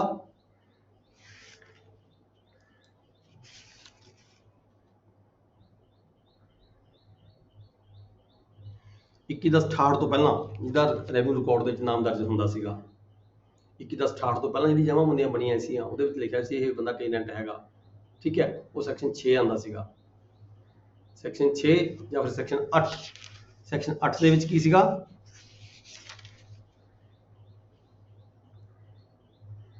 ਕੋਈ ਹੋਰ ਗਰਾਊਂਡ ਦੇ ਬੇਸਿਸ ਤੇ ਕੋਈ ਆਕੂਪੈਂਸੀ ਟੈਨੈਂਟ ਘਰ ਆਉਂਦਾ ਹੋਵੇ ਤਾਂ ਜਿਹੜਾ ਉਹਦਾ ਕਿਰਾਇਆ ਵਧਾਇਆ ਜਾ ਸਕਦਾ, ਕਿੰਨਾ ਵਧਾਇਆ ਜਾ ਸਕਦਾ ਹੈ, ਉਹਦਾ ਕਿਰਾਇਆ ਵਧਾਇਆ ਜਾ ਸਕਦਾ ਹੈ 12 annas ਪਰ ਰੁਪੀਸ, 1 ਰੁਪਏ ਦੇ ਵਿੱਚ 12 ਅੰਨੇ ਕਿਰਾਇਆ ਉਹਦਾ ਵਧਾਇਆ ਜਾ ਸਕਦਾ ਹੈ। ਉਹਦਾ amount of the land revenue, land revenue ਕਿੰਨੇ ਰੁਪਏ ਹੈਗਾ ਉਹਦੇ ਅਕੋਰਡਿੰਗ 12 ਅੰਨਾ ਪਰ ਰੁਪੀ ਦੇ ਅਕੋਰਡਿੰਗ ਦਾ ਜਿਹੜਾ ਕਿਰਾਇਆ ਵਧਾਇਆ ਜਾ ਸਕਦਾ ਹੈ। ਇਹ ਕਲੌਜ਼ 2 ਦੇ ਵਿੱਚ ਇਹੀ ਗੱਲ ਕਹੀ ਗਈ ਹੈ ਵੀ 2 ਅੰਨੇ, 6 ਅੰਨੇ ਤੇ 12 ਅੰਨੇ ਤੋਂ ਜ਼ਿਆਦਾ ਜਿਹੜਾ ਲੈਂਡ ਰੈਵਨਿਊ ਹੈ ਉਹਦਾ ਕਿਰਾਇਆ ਜਿਹੜਾ ਹੈਗਾ ਨਹੀਂ ਵਧਾਇਆ ਜਾ ਸਕਦਾ। ਨੈਕਸਟ ਹੈਗਾ ਸੈਕਸ਼ਨ 23। ਦੇਖੋ ਹੁਣ ਆਪਾਂ ਨੂੰ ਲੱਗਦਾ ਵੀ ਇਹ ਰੈਂਟ ਦੀ ਵੈਲਿਊ ਕੁਛ ਨਹੀਂ ਲੱਗਦੀ ਆਪਾਂ ਨੂੰ, ਕਿਰਾਏ ਦੀ ਲੈਂਡ ਰੈਵਨਿਊ ਦੀ ਵੈਲਿਊ ਕੁਛ ਨਹੀਂ ਲੱਗਦੀ, ਪਰ ਸਮਾਂ ਸੀਗਾ ਜਦੋਂ ਲੋਕੀ ਜ਼ਮੀਨ ਛੱਡ ਦਿੰਦੇ ਸੀਗੇ ਲੈਂਡ ਰੈਵਨਿਊ ਪੇ ਕਰਨ ਦੀ ਖਾਤਰ ਹੀ, ਥੋੜਾ ਕਿਰਾਇਆ ਹੁੰਦਾ ਸੀਗਾ। ਕਈ ਤਾਂ ਸਿਰਫ ਇਹ ਜਿਹੜਾ ਆਪਾਂ ਪੜ੍ਹ ਰਹੇ ਹਾਂ ਇਹ ਵਾਲਾ ਸੈਕਸ਼ਨ 22, ਇਹਦੇ ਵਿੱਚ ਕੀ ਸੀਗਾ, ਸਿਰਫ ਕਿਰਾਇਆ ਜਿਹੜਾ ਹੁੰਦਾ ਸੀ, ਜਿਹੜਾ ਮਾਲਕ ਹੁੰਦੇ ਸੀਗੇ, ਜਿਹੜੇ ਟੈਨੈਂਟ ਹੁੰਦੇ ਸੀ, ਸਿਰਫ ਲੈਂਡ ਰੈਵਨਿਊ ਹੀ ਅਦਾ ਕਰਦੇ ਸੀ ਸਰਕਾਰ ਨੂੰ, ਠੀਕ ਹੈ, ਉਹਦੇ ਬੇਸਿਸ ਦੀ ਥੋੜਾ ਬਹੁਤਾ ਜਿਹੜਾ ਮਾਲਕ ਨੂੰ ਮਿਲਦਾ ਸੀਗਾ, ਬਾਕੀ ਜ਼ਮੀਨ ਉਹ ਵਾਹੁੰਦੇ ਸੀਗੇ, ਲੈਂਡ ਰੈਵਨਿਊ ਦੇ ਬੇਸਿਸ ਤੇ ਹੀ ਜ਼ਮੀਨ ਵਾਹੀ ਜਾਂਦੀ ਸੀਗੀ, ਯਾਨੀ ਕਿ ਲੈਂਡ ਰੈਵਨਿਊ ਇੰਨਾ ਜ਼ਿਆਦਾ ਸਮਝਿਆ ਜਾਂਦਾ ਸੀ ਉਸ ਵੇਲੇ, ਇਹ ਕਰਨਾ ਬਹੁਤ ਔਖਾ ਸੀ ਮਾਲਕਾਂ ਨੂੰ ਜਾਂ ਕਿਰਾਏਦਾਰਾਂ ਨੂੰ। ਸੈਕਸ਼ਨ 23 ਹੈਗਾ reduction of rents, refer to in the last foregoing sections. 22 ਦੇ ਵਿੱਚ ਰੈਂਟ ਵਧਾਉਣ ਦੀ ਗੱਲ ਕੀਤੀ ਗਈ ਹੈ, ਕਿੰਨਾ ਵਧਾਇਆ ਜਾ ਸਕਦਾ ਹੈ। 23 ਦੇ ਵਿੱਚ ਰਿਡਕਸ਼ਨ ਦੀ ਗੱਲ ਕੀਤੀ ਗਈ ਹੈ, ਰੈਂਟ ਘਟਾਇਆ ਵੀ ਜਾ ਸਕਦਾ ਹੈ। The rent payable by a tenant to whom the last foregoing sections applies may be reduced on the ground that the productivity power of his tenancy have decreased by a cause beyond his control। ਕੁਛ ਐਸੇ ਕਾਰਨ ਹੋ ਸਕਦੇ ਨੇ ਜਿਹੜੇ tenant ਦੇ control ਦੇ ਵਿੱਚ ਨਹੀਂ ਹੈਗੇ, ਫਲੱਡ ਆ ਗਏ, ਜ਼ਮੀਨ ਰੇਤਲੀ ਹੋ ਗਈ, ਠੀਕ ਹੈ, ਤੇ ਸਲਾਬੀ ਹੋ ਗਈ ਜ਼ਮੀਨ, ਤੇ ਜਿਹੜੇ ਪ੍ਰੋਡਕਟਿਵਿਟੀ ਦੇ ਪ੍ਰੋਡਕਟਿਵਿਟੀ ਦੀ ਪਾਵਰ ਹੈਗੀ ਹੈ ਉਹ ਜ਼ਮੀਨ ਦੀ ਘਟ ਗਈ, ਤਾਂ ਜਿਹੜਾ ਰੈਂਟ ਹੈਗਾ ਉਹ ਘਟਾਇਆ ਵੀ ਜਾ ਸਕਦਾ ਹੈਗਾ। ਜੇ ਤਾਂ ਮਾਲਕ ਆਪਣੀ ਮਰਜ਼ੀ ਦਾ ਘਟਾ ਦੇ, ਠੀਕ ਹੈ, ਨਹੀਂ ਤਾਂ ਫਿਰ ਜਿਹੜਾ ਟੈਨੈਂਟ ਹੈਗਾ ਉਹ ਆਪਣੀ ਇਸ ਗਰਾਊਂਡ ਨੂੰ ਲੈ ਕੇ ਰੈਂਟ ਘਟਾਉਣ ਦੀ ਖਾਤਰ ਰੈਵਨਿਊ ਕੋਡ ਦੇ ਵਿੱਚ ਜਿਹੜਾ ਹੈਗਾ ਦਾਅਵਾ ਦਾਇਰ ਕਰ ਸਕਦਾ ਹੈ।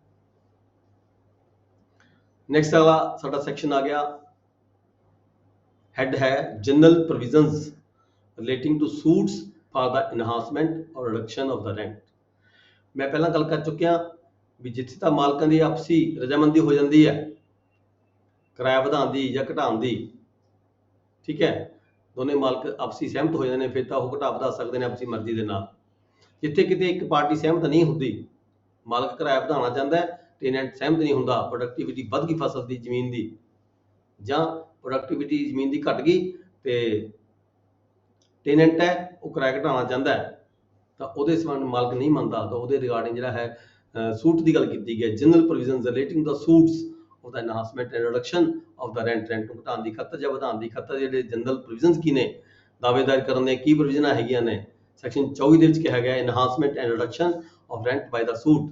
ਰੈਵਨਿਊ ਕੋਡ ਕਿਹੜੀ, ਤਹਿਸੀਲਦਾਰ, ਨਾਇਬ ਤਹਿਸੀਲਦਾਰ ਔਨ ਦਾ ਇਸ ਐਕਟ ਦੇ ਤਹਿਤ ਔਨ ਦਾ ਸੂਟ ਆਈਦਰ ਲੈਂਡਲॉर्ड ਔਰ ਟੈਨੈਂਟ, ਚਾਹੇ ਲੈਂਡਲॉर्ड ਸੂਟ ਪਾਵੇ ਚਾਹੇ ਟੈਨੈਂਟ ਸੂਟ ਫਾਈਲ ਕਰੇ, may subject to the provisions of this and other sections of this act enhance or reduce। Rent ਵਧਾਇਆ ਵੀ ਜਾ ਸਕਦਾ ਹੈ ਤੇ ਰੈਂਟ ਨੂੰ ਘਟਾਇਆ ਵੀ ਜਾ ਸਕਦਾ ਹੈ of a tenancy having right of occupancy। ਠੀਕ ਹੈ ਜੀ, ਜਿਹੜਾ ਰੈਵਨਿਊ ਆਫੀਸਰ ਹੈ ਜਦੋਂ ਉਹਦੇ ਕੋਲ ਦਾਅਵਾ ਦਾਇਰ ਹੋਏਗਾ, ਆਪਦੇ ਦਾਅਵੇ ਦਾ ਜਿਹੜਾ ਪ੍ਰੋਸੈਸ ਹੈ ਅਡਾਪਟ ਕਰਕੇ ਪ੍ਰੋਪਰ ਉਹਦੀ ਜੋ ਵੀ ਐਵੀਡੈਂਸਸ ਵਗੈਰਾ ਲੈਣੀਆਂ ਨੇ ਉਹ ਲੈ ਕੇ ਜਿਹੜਾ ਰੈਂਟ ਹੈਗਾ ਉਸ ਨੂੰ ਇਨਹਾਂਸ ਵੀ ਕਰ ਸਕਦਾ ਹੈ ਜੇਕਰ ਲੈਂਡਲॉर्ड ਨੇ ਪਾਇਆ ਹੋਵੇ, ਤੇ ਜੇਕਰ ਟੈਨੈਂਟ ਨੇ ਪਾਇਆ ਹੋਵੇ ਉਸ ਰੈਂਟ ਨੂੰ ਰਿਡਿਊਸ ਵੀ ਕਰ ਸਕਦਾ ਹੈਗਾ। then ਹੈਗਾ where a decree for the enhancement of the rent of such a tenant has been passed under Punjab tenancy act 1868। ਇਸ ਤੋਂ ਪਹਿਲਾਂ ਜਿਹੜਾ ਐਕਟ ਸੀਗਾ ਪੰਜਾਬ ਟੈਨੈਂਸੀ ਐਕਟ 1868 ਸੀਗਾ। 1868 ਤੋਂ ਦੇ ਵਿੱਚ ਬਹੁਤ ਸਾਰੀਆਂ ਜਦੋਂ ਅਮੈਂਡਮੈਂਟਸ ਹੋ ਗਈਆਂ, ਕਾਫੀ ਸਾਰੀਆਂ ਅਮੈਂਡਮੈਂਟਸ ਹੋ ਗਈਆਂ, ਤਾਂ ਸਮੇਂ ਨੂੰ ਬਦਲਦੇ ਹੋਏ ਜਿਹੜਾ ਅਮੈਂਡਮੈਂਟਸ ਨੂੰ ਵਿੱਚ ਇਨਕਲੂਡ ਕਰਕੇ ਫਿਰ ਜਿਹੜਾ ਐਕਟ ਸੀਗਾ 1887 ਬਣਾਇਆ ਗਿਆ, ਜਿਹੜਾ ਹੁਣ ਆਪਾਂ ਪੜ੍ਹ ਰਹੇ ਹਾਂ। ਇਹ suit for A further enhancement of his rent shall not lie till the expiration of the 5 years from the date of the decree। ਜੇਕਰ ਪਹਿਲਾਂ ਕੋਈ ਡਿਗਰੀ ਪਾਸ ਹੋਈ ਸੀਗੀ ਰੈਂਟ ਵਧਾਉਣ ਦੇ ਖਾਤਰ, ਠੀਕ ਹੈ, ਅਜੇ ਉਸ ਡਿਗਰੀ ਪਾਸ ਹੋਈ ਨੂੰ 5 ਸਾਲ ਨਹੀਂ ਹੋਏ ਹੈਗੇ, ਤਾਂ ਫਿਰ ਜਿਹੜਾ ਸੂਟ ਹੈਗਾ ਉਹ ਦੁਬਾਰਾ ਦਾਇਰ ਨਹੀਂ ਕੀਤਾ ਜਾ ਸਕਦਾ, ਕਿਉਂਕਿ ਪਹਿਲਾਂ ਇੱਕ ਡਿਗਰੀ ਰਾਹੀਂ ਸੂਟ ਜਿਹੜੀ ਹੈਗੀ ਇਨਹਾਂਸਮੈਂਟ ਹੋ ਚੁੱਕੀ ਹੈ, ਠੀਕ ਹੈ। ਫਿਰ ਘੱਟੋ ਘੱਟ 5 ਸਾਲ ਤੋਂ ਬਾਅਦ ਹੀ ਤੁਸੀਂ ਉਹਦਾ ਬੈਨੀਫਿਟ ਦੁਬਾਰਾ, ਜੇ ਤੁਸੀਂ ਕੁਛ ਇਨਹਾਂਸਮੈਂਟ ਕਰਾਉਣਾ ਚਾਹੁੰਦੇ ਹੋ, ਕੋਈ ਆਪਦੀ ਤੁਹਾਡੇ ਕੋਲੇ ਕੋਈ ਇੱਦਾਂ ਦੀ ਤੁਹਾਡੀ ਗਰਾਊਂਡ ਬਣਦੀ ਹੈ, ਪਰ ਫਿਰ ਤੁਸੀਂ 5 ਸਾਲ ਤੋਂ ਬਾਅਦ ਹੀ ਕਰ ਸਕਦੇ ਹੋ। ਜੇ ਪਹਿਲਾਂ ਤੁਹਾਡੇ ਹੱਕ ਦੇ ਵਿੱਚ ਪਹਿਲਾਂ ਕੋਈ ਡਿਗਰੀ ਪਾਸ ਹੋ ਗਈ, ਉਸ ਡਿਗਰੀ ਦੇ ਰਾਹੀਂ ਤੁਸੀਂ ਜਿਹੜਾ ਹੈਗਾ ਆਪਦਾ ਰੈਂਟ ਵਧਾ ਲਿਆ ਹੈਗਾ, ਉਸ ਤੋਂ ਬਾਅਦ 5 ਸਾਲਾਂ ਤੋਂ ਬਾਅਦ ਹੀ ਤੁਸੀਂ ਜਿਹੜਾ ਹੈਗਾ ਇਨਕਰੀਜ਼ਮੈਂਟ ਦੇ ਲਈ ਸੂਟ ਫਾਈਲ ਕੀਤਾ ਜਾ ਸਕਦਾ ਹੈ। A suit instituted for the enhancement of the rent of a tenant having right of occupancy shall not be entertained in either of the following cases। ਜਿਹੜੇ ਥੱਲੇ ਕੁਝ ਕੇਸਿਸ ਹੈਗੇ ਨੇ, ਇਹਨਾਂ ਕੇਸਾਂ ਦੇ ਵਿੱਚ ਜਿਹੜਾ ਸੂਟ ਹੈਗਾ ਉਹ ਐਂਟਰਟੇਨ ਨਹੀਂ ਹੋਏਗਾ ਆਕੂਪੈਂਸੀ ਟੈਨੈਂਟ ਦੇ ਖਿਲਾਫ। ਕਿਰਾਇਆ ਵਧਾਉਣ ਦੀ ਖਾਤਰ ਜੇ ਕੋਈ ਮਾਲਕ ਕਿਰਾਇਆ ਵਧਾਉਣਾ ਚਾਹੁੰਦਾ ਹੈ, ਠੀਕ ਹੈ, ਤਾਂ ਇਹ ਜਿਹੜੇ ਥੱਲੇ ਦੋ ਕਾਰਨ ਦੱਸੇ ਨੇ। If within 10 years next proceeding its ex institution his rent has been commuted। ਆਪਾਂ ਸੈਕਸ਼ਨ 13 ਪੜ੍ਹ ਕੇ ਗਏ ਹਾਂ। ਸੈਕਸ਼ਨ 13 ਚ ਕੀ ਸੀਗਾ, ਰੈਂਟ ਕਮਿਊਟ ਕਰਨ ਦੀ ਗੱਲ ਕੀਤੀ ਗਈ ਸੀਗੀ। ਦੋ ਪਾਰਟੀਆਂ ਆਪਸ ਮਿਲ ਕੇ ਰੈਂਟ ਨੂੰ ਕਮਿਊਟ ਕਰ ਸਕਦੀਆਂ ਨੇ, ਮਾਲਕ ਤੇ ਕਿਰਾਏਦਾਰ ਘਟਾ ਵੀ ਸਕਦੇ ਨੇ, ਵਧਾ ਵੀ ਸਕਦੀਆਂ ਨੇ। ਜੇ ਸੂਟ ਫਾਈਲ ਹੋਣ ਤੋਂ ਬਾਅਦ 10 ਸਾਲ ਦੇ ਅੰਦਰ ਅੰਦਰ ਪਾਰਟੀਆਂ ਨੇ ਜਿਹੜਾ ਹੈਗਾ ਰੈਂਟ ਨੂੰ ਕਮਿਊਟ ਕਰ ਲਿਆ, if within 10 years next proceeding its institution his rent has been commuted under section 13 or enhanced under this section। ਕਿਰਾਇਆ ਵਧਾ ਲਿਆ ਕਮਿਊਟ ਕਰਕੇ, ਠੀਕ ਹੈ, 10 ਸਾਲਾਂ ਦੇ ਅੰਦਰ ਅੰਦਰ, ਤਾਂ ਫਿਰ ਜਿਹੜਾ ਉਹਦਾ ਸੂਟ ਹੈ ਉਹ ਐਂਟਰਟੇਨ ਨਹੀਂ ਹੋਏਗਾ। If within that period a decree has been passed under this act dismissing on the merits। ਜੇ ਮਾਲਕ ਮੰਨ ਲਓ ਕਿਰਾਇਆ ਵਧਾਉਣ ਦੀ ਖਾਤਰ ਮਾਲਕ ਨੇ ਕੋਈ ਡਿਗਰੀ ਫਾਈਲ ਕੀਤੀ ਸੀਗੀ, ਠੀਕ ਹੈ, ਤੇ ਉਹਦੀ ਡਿਗਰੀ ਜਿਹੜੀ ਡਿਸਮਿਸ ਹੋ ਗਈ, ਫਿਰ ਵੀ ਉਹ ਦੁਬਾਰਾ ਜਿਹੜਾ ਸੂਟ ਹੈਗਾ ਫਾਈਲ ਨਹੀਂ ਕਰ ਸਕਦਾ unless the land or some part of the land। ਪਰ ਇੱਥੇ ਥੋੜੀ ਐਕਸੈਪਸ਼ਨ ਦਿੱਤੀ ਹੈ, ਉਹ ਕਿਹੜੇ ਕਿਹੜੇ ਹਾਲਾਤਾਂ ਦੇ ਵਿੱਚ ਦਾਅਵਾ ਦਾਇਰ ਕਰ ਸਕਦਾ ਹੈ। ਇਹ ਦੋ A ਤੇ B ਹੋਣ ਦੇ ਬਾਵਜੂਦ ਵੀ ਜੇ ਜਿਹੜੀ ਲੈਂਡ ਹੈਗੀ ਆ ਉਸ ਤੋਂ ਬਾਅਦ ਇਰੀਗੇਟਡ ਹੋ ਜਾਵੇ, ਇਰੀਗੇਸ਼ਨ ਦੇ ਸੋਰਸਸ ਜਿਹੜੇ ਵੱਧ ਜਾਣ, ਜ਼ਮੀਨ ਉਪਜਾਊ ਹੋ ਜਾਵੇ, ਫਰਟਾਈਲ ਹੋ ਜਾਵੇ, ਫਿਰ ਹੈਗਾ ਜਿਹੜਾ ਮਾਲਕ ਹੈ ਉਹਦੇ ਕੋਲੇ एक ग्राउंड बन जाती है भी जो किराया ਵਧਾਇਆ ਸੀ ਉਦੋਂ ਤਾਂ ਸਰ ਜਿਹੜੀ ਮੇਰੀ ਲੈਂਡ ਸੀਗੀ ਉਹ ਫਰਟਾਈਲ ਨਹੀਂ ਸੀਗੀ ਪਰ ਹੁਣ ਮੇਰੀ ਲੈਂਡ ਹੈ ਫਰਟਾਈਲ ਹੋ ਚੁੱਕੀ ਹੈ ਇਸ ਕਰਕੇ ਜਿਹੜਾ ਮੇਰਾ ਰੈਂਟ ਹੈ ਵਧਾਇਆ ਜਾਵੇ ਤਾਂ ਜਿਹੜਾ ਉਹਦਾ ਦਾਅਵਾ ਹੈਗਾ ਉਹ ਇੰਟਰਟੇਨ ਹੋ ਸਕਦਾ ਹੈ ਅਦਰਵਾਈਜ਼ ਜਿਹੜਾ ਦਾਅਵਾ ਹੈ ਉਹ ਇੰਟਰਟੇਨ ਨਹੀਂ ਹੋਏਗਾ section 25 discretion as to the extent of enhancement or rejection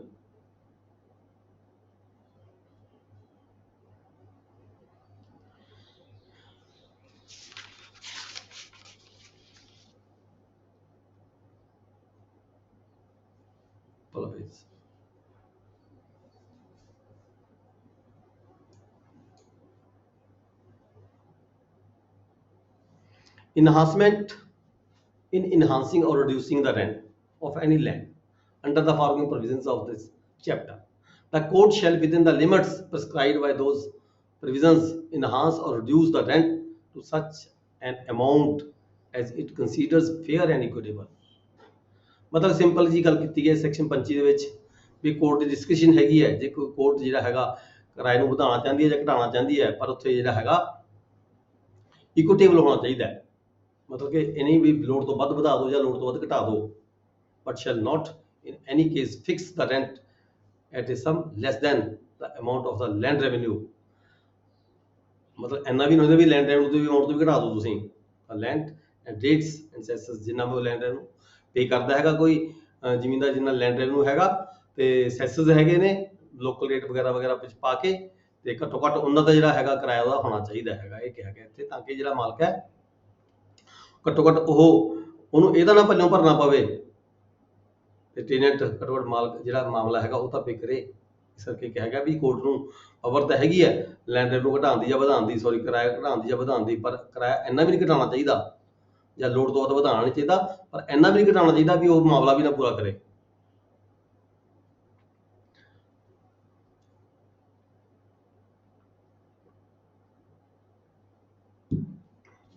Section 26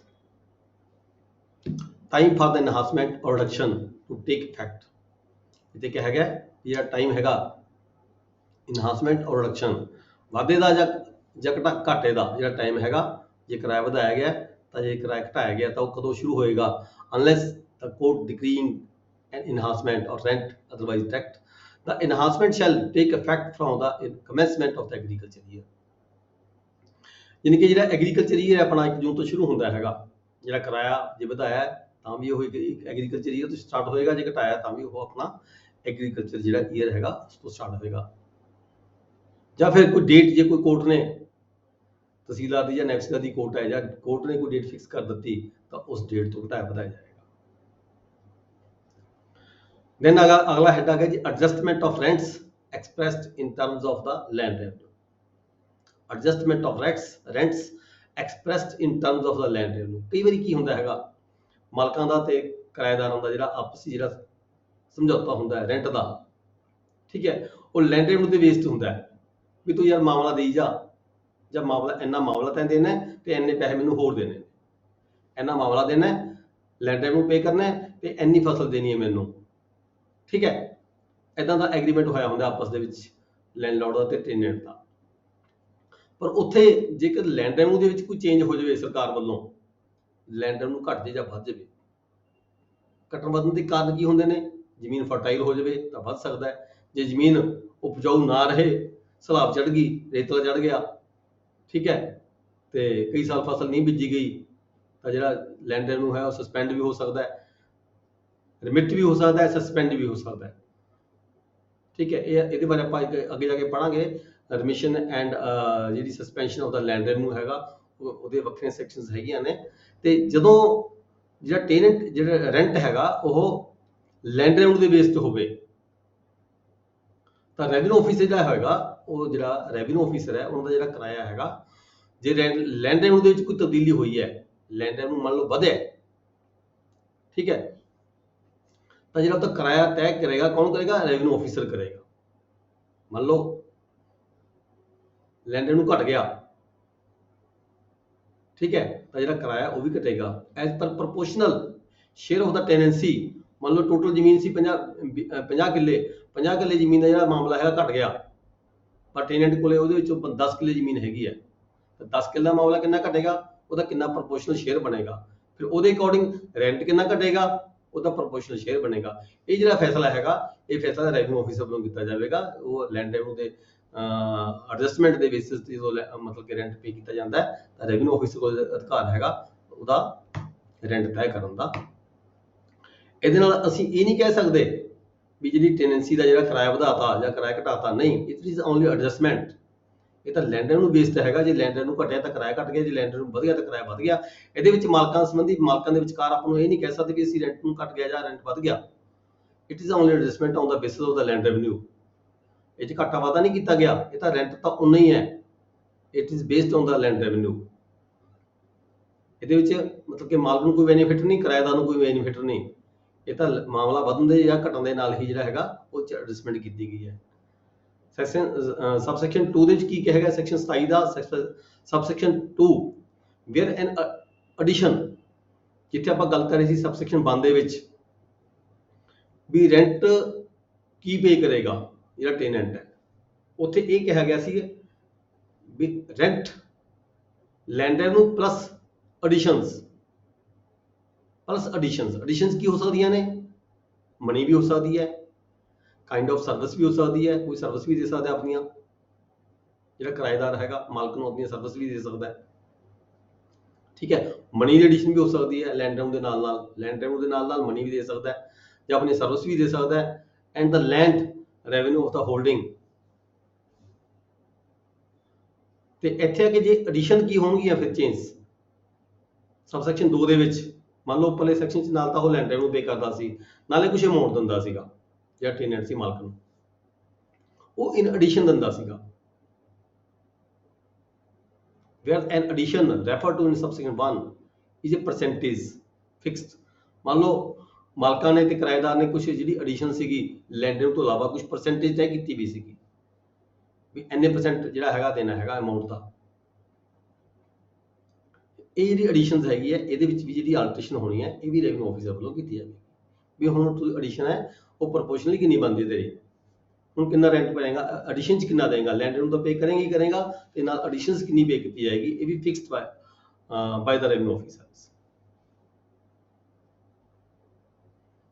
subsection 3 ਦੇ ਵਿੱਚ ਕੀ ਕਿਹਾ ਗਿਆ, ਫਿਰ ਜਿਹੜਾ ਉਹਦਾ ਸਮ ਸੀਗਾ ਲੈਂਡ ਰੈਵਨਿਊ ਦਾ ਪਲੱਸ ਐਡੀਸ਼ਨਸ ਜਿਹੜੀਆਂ ਹੈਗੀਆਂ ਸੀ, ਫਿਰ ਉਹਦਾ ਰੈਂਟ ਉਹ ਬਣ ਜਾਏਗਾ, ਦੁਬਾਰਾ ਨਵਾਂ ਚੇਂਜ ਹੋ ਜਾਏਗਾ। ਸਬਸੈਕਸ਼ਨ 4 ਕੀ ਕਿਹਾ ਗਿਆ, an alteration of the rent under this section shall not be deemed an enhancement or reduction. ਦੇਖੋ ਜਿਹੜੀ ਆਪਾਂ ਗੱਲ ਉੱਪਰ ਕਰਕੇ ਗਏ ਸੀਗੇ, ਉਹ ਸਬਸੈਕਸ਼ਨ 4 ਦੇ ਵਿੱਚ ਕਲੀਅਰ ਕਰ ਦਿੱਤੀ ਗਈ ਵੀ ਜਿਹੜੀ ਇਹ ਆਲਟਰੇਸ਼ਨ ਹੋਈ ਹੈ ਰੈਂਟ ਦੇ ਵਿੱਚ, ਜੇ ਘਾਟਾ ਹੋਇਆ ਚਾਹੇ ਵਾਧਾ ਹੋਇਆ, ਇਸ ਨੂੰ ਤੁਸੀਂ shell not be deemed an enhancement or reduction of the rent. ਇਹ ਰੈਂਟ ਦਾ ਕੋਈ ਵਾਧਾ ਨਹੀਂ ਹੋਇਆ, ਨਾ ਹੀ ਰੈਂਟ ਦਾ ਕੋਈ ਘਾਟਾ ਹੋਇਆ ਹੈਗਾ। ਪਾਰਟੀਆਂ ਆਪਸ ਦੇ ਵਿੱਚ ਜਿੱਥੇ ਆਪਾਂ ਕੋਈ ਕੰਡੀਸ਼ਨਾਂ ਦੇਖਦੇ ਹਾਂ ਵੀ ਜੇ ਰੈਂਟ ਇੱਕ ਵਾਰੀ ਵੱਧ ਗਿਆ ਤਾਂ ਉਹ ਸੂਟ ਫਾਈਲ ਨਹੀਂ ਕਰ ਸਕਦਾ, ਜੇ ਰੈਂਟ ਇੱਕ ਵਾਰੀ ਘਟ ਗਿਆ ਤਾਂ ਫਿਰ ਸੂਟ ਫਾਈਲ ਨਹੀਂ ਕਰ ਸਕਦਾ। ਇਹ ਸ਼ਰਤ ਉਹਦੇ ਤੇ ਲਾਗੂ ਨਹੀਂ ਹੋਏਗੀ ਕਿਉਂਕਿ it is only adjustment as per the due to the alteration of the land revenue. Land revenue 'ਚ ਕੋਈ ਆਲਟਰੇਸ਼ਨ ਹੋਈ, ਉਹਦੇ ਕਾਰਨ ਇਹ ਜਿਹੜਾ ਘਾਟਾ ਵਾਧਾ ਕਰਨਾ ਪਿਆ, ਇਹ ਤੇ ਐਡਜਸਟਮੈਂਟ ਕੀਤੀ ਗਈ ਹੈ ਰੈਵਨਿਊ ਆਫਿਸਰ ਵੱਲੋਂ। ਠੀਕ ਹੈ, ਇਹ alteration is not enhancement or reduction. Then ਹੈਗਾ alteration of rent on the alteration of area. ਜੇ ਹੁਣ ਏਰੀਆ ਦੇ ਵਿੱਚ ਕੋਈ ਘਾਟਾ ਵਾਧਾ ਹੋ ਜਾਵੇ ਤਾਂ ਰੈਂਟ 'ਚ ਘਾਟਾ ਵਾਧਾ ਕੀਤਾ ਜਾ ਸਕਦਾ ਹੈ। ਜੇ ਏਰੀਆ ਘਟ ਗਿਆ, ਲੈਂਡਲੋਰਡ ਦਾ ਤੇ ਟੈਨੈਂਟ ਦਾ ਮੰਨ ਲਓ 5 ਕਿੱਲਿਆਂ ਦੀ ਟੈਨੈਂਸੀ ਸੀਗੀ, ਠੀਕ ਹੈ, alteration of rent on the alteration of area, every tenant shall be liable to pay additional rent on the excess area. ਜੇ ਰਕਬਾ ਉਹਦੇ ਕੋਲ ਵੱਧ ਗਿਆ, ਮੰਨ ਲਓ ਪਹਿਲਾਂ 5 ਕਿੱਲੇ ਦੀ ਟੈਨੈਂਸੀ ਸੀਗੀ, 2 ਕਿੱਲੇ ਹੋਰ ਵੱਧ ਗਏ ਉੱਥੇ, ਤਾਂ ਜਿਹੜੀ 2 ਕਿੱਲੇ ਵੱਧ ਵਿੱਚ ਪਾ ਕੇ ਜਿਹੜਾ ਹੈਗਾ ਰਕਬਾ ਵਧਣ ਦੇ ਕਰਕੇ ਤਾਂ ਜਿਹੜਾ ਰੈਂਟ ਹੈਗਾ ਉਹਦਾ ਵਧੇਗਾ।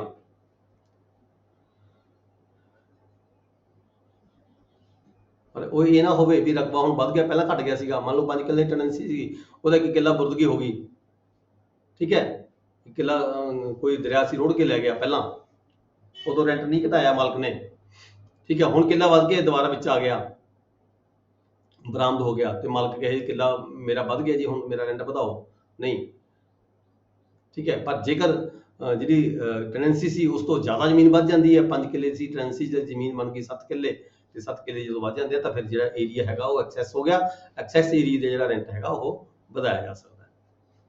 ਇਸੇ ਤਰੀਕੇ be entitled to an abatement, ਜਿਹੜਾ ਅਬੇਟਮੈਂਟ ਮਤਲਬ ਕਿ ਜਿਹੜਾ ਟੈਨੈਂਟ ਹੈਗਾ ਉਹ ਇੰਟਾਈਟਲ ਹੈਗਾ ਕਾਹਦੇ ਲਈ, ਅਬੇਟਮੈਂਟ ਦੇ ਲਈ। ਅਬੇਟਮੈਂਟ ਕੀ ਮਤਲਬ, ਘਟਾਉਣ ਦੇ ਲਈ, ਰੈਂਟ ਨੂੰ ਘਟਾਉਣ ਦੀ ਖਾਤਰ। ਕਦੋਂ, ਜੇ ਡੈਫੀਸ਼ੀਐਂਸੀ ਹੋਈ ਰਕਬੇ ਦੇ ਵਿੱਚ। ਮੰਨ ਲਓ ਉਹਦੇ ਕੋਲ 5 ਕਿੱਲੇ ਦੀ ਟੈਨੈਂਸੀ ਸੀਗੀ, 2 ਕਿੱਲੇ ਜਿਹੜਾ ਦਰਿਆ ਸੀ ਰੋੜ ਕੇ ਲੈ ਗਿਆ, ਉਹਦਾ ਕੋਲ ਰਕਬਾ ਘਟ ਗਿਆ, 3 ਕਿੱਲੇ ਰਹਿ ਗਿਆ। ਜੇ ਰਕਬਾ 3 ਕਿੱਲੇ ਰਹਿ ਗਿਆ ਤਾਂ ਜਿਹੜੀ ਉਹਦੀ ਟੈਨੈਂਸੀ ਹੈਗੀ ਹੈ ਉਹਦਾ ਰਕਬਾ ਘਟਣ ਦੀ ਖਾਤਰ ਉਹ ਜਿਹੜਾ ਆਪਦਾ ਰਕਬਾ ਰੈਂਟ ਘਟਾਉਣ ਦੀ ਖਾਤਰ ਜਿਹੜਾ ਹੈਗਾ ਕਹਿ ਸਕਦਾ ਹੈ। ਜੇ ਮਾਲਕ ਨਹੀਂ ਮੰਨਦਾ ਤਾਂ ਉਹ ਦਾਅਵਾ ਦਾਇਰ ਕਰ ਸਕਦਾ ਹੈ।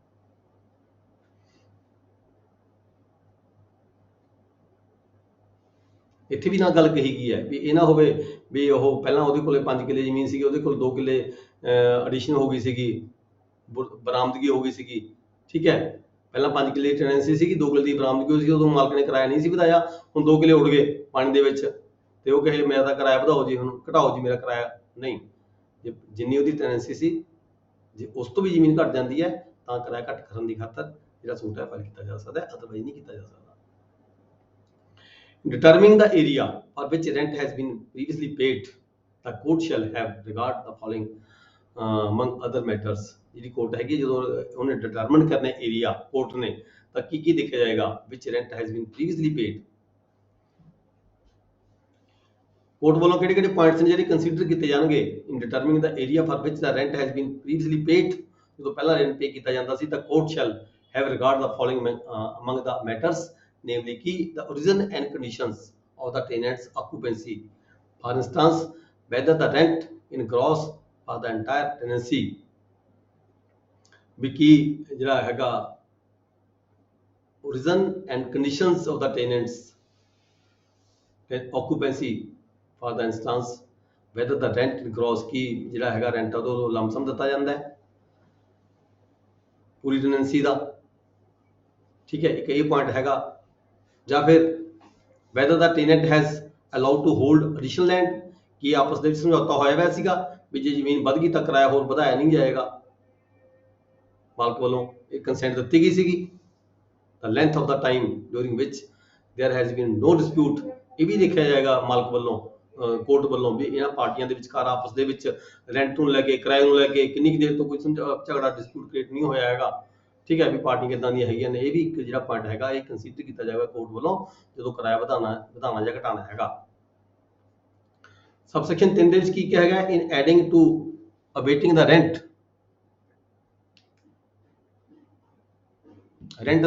ਵਿੱਚ ਘਾਟਾ ਕਰਨਾ ਹੈ, ਰੈਂਟ ਐਡ ਔਰ ਅਬੇਟ, ਰੈਂਟ 'ਚ ਘਾਟਾ ਕਰਨਾ ਹੈ ਜਾਂ ਵਾਧਾ ਕਰਨਾ ਹੈ।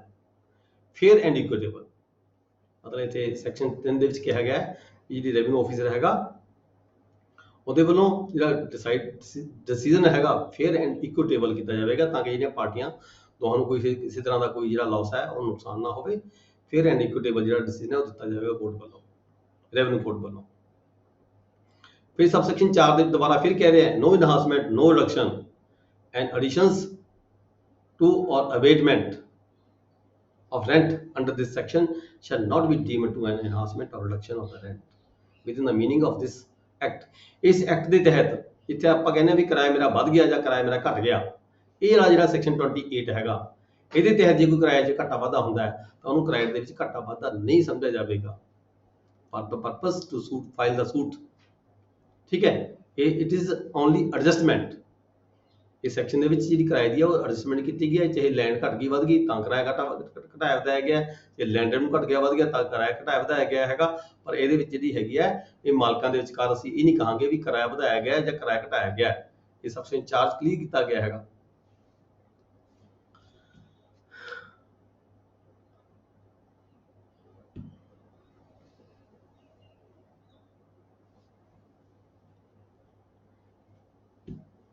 Section 29 remission of rent by courts decreeing arrears।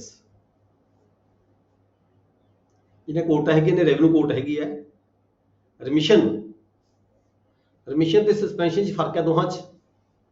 Suspension ਹੁੰਦੀ ਹੈ ਫਾਰ ਦਾ ਟਾਈਮ ਬਿੰਗ ਕਿਸੇ ਚੀਜ਼ ਨੂੰ ਲੈਣ ਤੋਂ ਰੋਕ ਦੇਣਾ, ਠੀਕ ਹੈ, ਰਿਕਵਰੀ ਤੋਂ ਰੋਕ ਦੇਣਾ। ਰੈਮਿਸ਼ਨ ਹੁੰਦੀ ਹੈ ਪਰਮਾਨੈਂਟਲੀ ਤੌਰ ਤੇ ਉਸ ਨੂੰ ਮਾਫ ਕਰ ਦੇਣਾ। Remission of rent by the courts decreeing arrears. ਕਿਹੜੇ ਕਿਹੜੇ ਕੇਸ ਨੇ ਇਹ ਜੇ? when it appears to the court making decree arrears of the rent। ਜਦੋਂ ਕੋਈ ਵਿਅਕਤੀ, ਕੋਈ ਮਾਲਕ ਹੈ, ਮਾਲਕ ਨੇ ਕੋਈ ਦਾਅਵਾ ਦਾਇਰ ਕੀਤਾ ਹੈਗਾ ਏਰੀਅਰ ਲੈਣ ਦੀ ਖਾਤਰ, ਰੈਂਟ ਉਹਦੇ ਬਕਾਇਆ ਪਏ ਨੇ ਟੇਨੈਂਟ ਦੇ ਵੱਲ, ਉਸਨੇ ਕੋਈ ਸੂਟ ਫਾਈਲ ਕੀਤਾ ਹੈਗਾ, ਤਾਂ ਕੋਰਟ ਕੀ ਦੇਖੇਗੀ ਉੱਥੇ? when it appears to the court making decree arrear of the rent, area of the tenancy has been diminished by diluvian। Court ਨੂੰ ਦੇਖਣਾ ਹੋਏਗਾ ਵੀ ਕੀ ਬੁਰਦਗੀ ਦੇ ਨਾਲ ਕੋਈ ਏਰੀਆ ਟੈਨੈਂਸੀ ਦਾ ਘਟਿਆ, area of tenancy has been diminished by the diluvian or produce diminishes by the drought, ਜਾਂ ਕੋਈ ਸੋਕਾ ਪੈ ਗਿਆ ਸੀ ਜ਼ਮੀਨ ਨੂੰ, ਠੀਕ ਹੈ, ਹੀਲਸ ਕੋਈ ਗੜੇ ਪੈ ਗਏ ਸੀਗੇ, ਡਿਪੋਜ਼ਿਟ ਆਫ ਸੈਂਡ ਜਾਂ ਕੋਈ ਰੇਤਾ ਚੜ ਗਿਆ ਸੀ ਜ਼ਮੀਨ ਦੇ ਉੱਪਰ, ਜਾਂ ਕੋਈ ਨੈਚੁਰਲ ਕਲੈਮਿਟੀ ਆ ਗਈ, ਤਾਂ court with the previous sanction of the collector remit ਦਾ ਜਿਹੜਾ ਹੈਗਾ remit ਦਾ rent। ਅਜੇ ਕੋਈ ਟੇਨੈਂਟ ਜਿਹੜਾ ਹੈਗਾ ਮਾਲਕ ਨੂੰ ਡਿਗਰੀ ਫਾਈਲ ਕੀਤੀ ਜਾਂਦੀ ਹੈ ਕਿਰਾਇਆ ਲੈਣ ਦੀ ਖਾਤਰ, ਏਰੀਅਰ ਲੈਣ ਦੀ ਖਾਤਰ, ਜਿਹੜੀ ਕੋਰਟ ਹੈਗੀ ਆ, ਰੈਵਨਿਊ ਕੋਰਟ ਹੈਗੀ ਆ, ਉਹ ਇਹ ਚੀਜ਼ਾਂ ਜੇ ਸਾਬਤ ਹੋ ਜਾਂਦੀਆਂ ਨੇ, ਕਿਰਾਏਦਾਰ ਜਿਹੜਾ ਸਾਬਤ ਕਰ ਦਿੰਦਾ ਵੀ ਇੱਥੇ ਤਾਂ ਜੇ ਏਰੀਆ ਘਟ ਗਿਆ ਸੀਗਾ ਜਾਂ ਬੁਰਦਗੀ ਹੋ ਗਈ ਸੀ, ਮੇਰੇ ਕੋਲ ਤਾਂ ਕੋਈ ਪੈਦਾਵਾਰ ਹੀ ਨਹੀਂ ਹੋਈ, ਸੋਕਾ ਪੈ ਗਿਆ, ਮੇਰੇ ਕੋਲ ਪੈਦਾਵਾਰ ਨਹੀਂ ਹੋਈ, ਗੜੇ ਪੈ ਗਏ, ਮੇਰੇ ਕੋਲ ਕੋਈ ਪੈਦਾਵਾਰ ਨਹੀਂ ਹੋਈ, ਜ਼ਮੀਨ ਦੇ ਉੱਪਰ ਰੇਤਾ ਚੜ ਗਿਆ, ਮੇਰੇ ਕੋਲ ਕੋਈ ਪੈਦਾਵਾਰ ਨਹੀਂ ਹੋਈ, ਕੋਈ ਨੈਚੁਰਲ ਕਲੈਮਿਟੀ ਐਸੀ ਆ ਗਈ, ਮੇਰੇ ਕੋਲ ਕੋਈ ਪੈਦਾਵਾਰ ਨਹੀਂ ਹੋਈ, ਜਿਹੜੀ ਕੋਰਟ ਹੈਗੀ, ਰੈਵਨਿਊ ਕੋਰਟ ਹੈਗੀ ਹੈ, ਉਹ ਕਲੈਕਟਰ ਦੀ ਪਰਮਿਸ਼ਨ ਲੈ ਕੇ ਜਿਹੜਾ ਉਹਦਾ ਮਾਮਲਾ ਹੈਗਾ ਉਹ ਮਾਫ ਕੀਤਾ ਜਾ ਸਕਦਾ ਹੈ। ਰੈਂਟ ਹੈ ਜਿਹੜਾ ਮਾਫ ਕੀਤਾ ਜਾ ਸਕਦਾ ਹੈ, ਯਾਨੀ ਕਿ ਜਿਹੜੀ ਡਿਗਰੀ ਹੈ ਉਹ ਟੇਨੈਂਟ ਦੇ ਹੱਕ 'ਚ ਪਾਸ ਕੀਤੀ ਜਾ ਸਕਦੀ ਹੈ। ਰੈਂਟ ਉਹਦਾ ਜਿਹੜਾ ਹੈਗਾ ਪਰਮਾਨੈਂਟਲੀ ਮਾਫ ਕੀਤਾ ਜਾ ਸਕਦਾ ਉਹਨੇ ਪੀਰੀਅਡ ਦੇ ਵਿੱਚ, ਜਿਹੜਾ ਉਸਨੇ ਮਤਲਬ ਕਿ ਸੂਟ ਫਾਈਲ ਕੀਤਾ ਗਿਆ, ਚਾਹੇ ਉਹ ਸੂਟ ਫਾਈਲ ਕੀਤਾ ਗਿਆ ਹੋਵੇ ਮਤਲਬ ਕਿ ਮਾਲਕ ਵੱਲੋਂ, ਜਾਂ ਫਿਰ ਸੂਟ ਫਾਈਲ ਕੀਤਾ ਗਿਆ ਹੋਵੇ ਟੇਨੈਂਟ ਵੱਲੋਂ। ਟਾਈਮ ਕਾਫੀ ਹੋ ਗਿਆ ਜੀ, ਸਭ ਨੇ ਆਫਿਸ ਜਾਣਾ ਹੋਏਗਾ। ਅੱਜ ਦੀ ਕਲਾਸ ਆਪਾਂ ਇੱਥੇ ਖਤਮ ਕਰਾਂਗੇ। Thank you sir, thank you. ਕਿਸ ਦੀ ਕੋਈ ਕੁਐਸਚਨ ਹੈਗਾ ਕਰ ਸਕਦਾ ਹੈ? ਠੀਕ ਹੈ ਜੀ, ਸਮਝ ਆ ਰਹੀ ਤੁਹਾਨੂੰ? ਥੋੜਾ ਜਿਹਾ ਟਫ ਤਾਂ ਹੈਗਾ ਇਹ ਸਬਜੈਕਟ। ਹਾਂਜੀ ਹਾਂਜੀ ਸਰ, ਇਹ ਸਬਜੈਕਟ ਥੋੜਾ ਟਫ ਹੈਗਾ, ਪਰ ਇੱਥੇ ਇਹਦੇ ਇਹਨੂੰ ਸਮਝਣ ਦੇ ਵਿੱਚ ਥੋੜਾ ਜਿਹਾ ਪ੍ਰੋਬਲਮ ਤਾਂ ਆਉਂਦੀਆਂ ਨੇ, ਪਰ ਕਿਉਂਕਿ ਇਹ ਟਫ ਤੁਹਾਨੂੰ ਕਿਉਂ ਲੱਗਦਾ ਆਪਾਂ ਨੂੰ? ਕਿਉਂਕਿ ਅੱਜ ਇਹ ਜਿਹੜਾ ਐਕਟ ਹੈ ਮਤਲਬ ਵਜੂਦ ਦੇ ਵਿੱਚ ਤਾਂ ਬੇਸ਼ੱਕ ਹੈਗਾ, ਪਰ ਵਰਤੋਂ ਵਿੱਚ ਨਹੀਂ ਆਉਂਦਾ। ਇੱਦਾਂ ਦੇ ਕੋਈ ਡਿਸਪਿਊਟ ਸਾਡੇ ਜਿਹੜੇ ਮਾਲਕਾਂ ਦੇ ਤੇ ਕਿਰਾਏਦਾਰਾਂ ਦੇ ਅੱਜ ਦੀ ਟਾਈਮ ਦੇ ਵਿੱਚ ਨਹੀਂ ਹੈਗੇ। ਅੱਜ ਤਾਂ ਜਿਹੜਾ ਹੈਗਾ ਸਾਡਾ ਠੇਕਾ ਚੱਲਦਾ ਸਿਸਟਮ ਜਾਂ ਸਿੰਪਲ 40,000 ਰੁਪਏ ਕਿੱਲਾ, 30,000 ਰੁਪਏ ਕਿੱਲਾ, 50,000 ਰੁਪਏ ਕਿੱਲਾ, 25,000 ਰੁਪਏ ਕਿੱਲਾ, ਠੀਕ ਹੈ।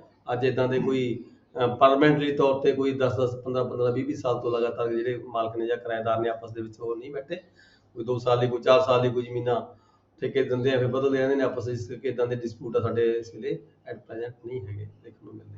ਪਰ ਪਹਿਲਾਂ ਇਹ ਡਿਸਪਿਊਟ ਬਹੁਤ ਜ਼ਿਆਦਾ ਹੁੰਦੇ ਸੀਗੇ, ਤਾਂ ਹੀ ਇਹ ਐਕਟ ਉਸ ਵੇਲੇ ਬਣਾਇਆ ਗਿਆ ਸੀ ਸਰਕਾਰ ਵੱਲੋਂ ਲੋੜ ਦੇ ਮੁਤਾਬਕ। ਠੀਕ ਹੈ ਜੀ, ਕੋਈ ਕੁਐਸਚਨ ਕਰਨਾ ਚਾਹੁੰਦਾ ਹੋਵੇ ਜੀ, ਕਿਸੇ ਦਾ ਕੋਈ ਪ੍ਰੋਬਲਮ ਹੋਵੇ, ਸਮਝਣ ਦੇ ਵਿੱਚ ਕੋਈ ਦਿੱਕਤ ਹੋਵੇ?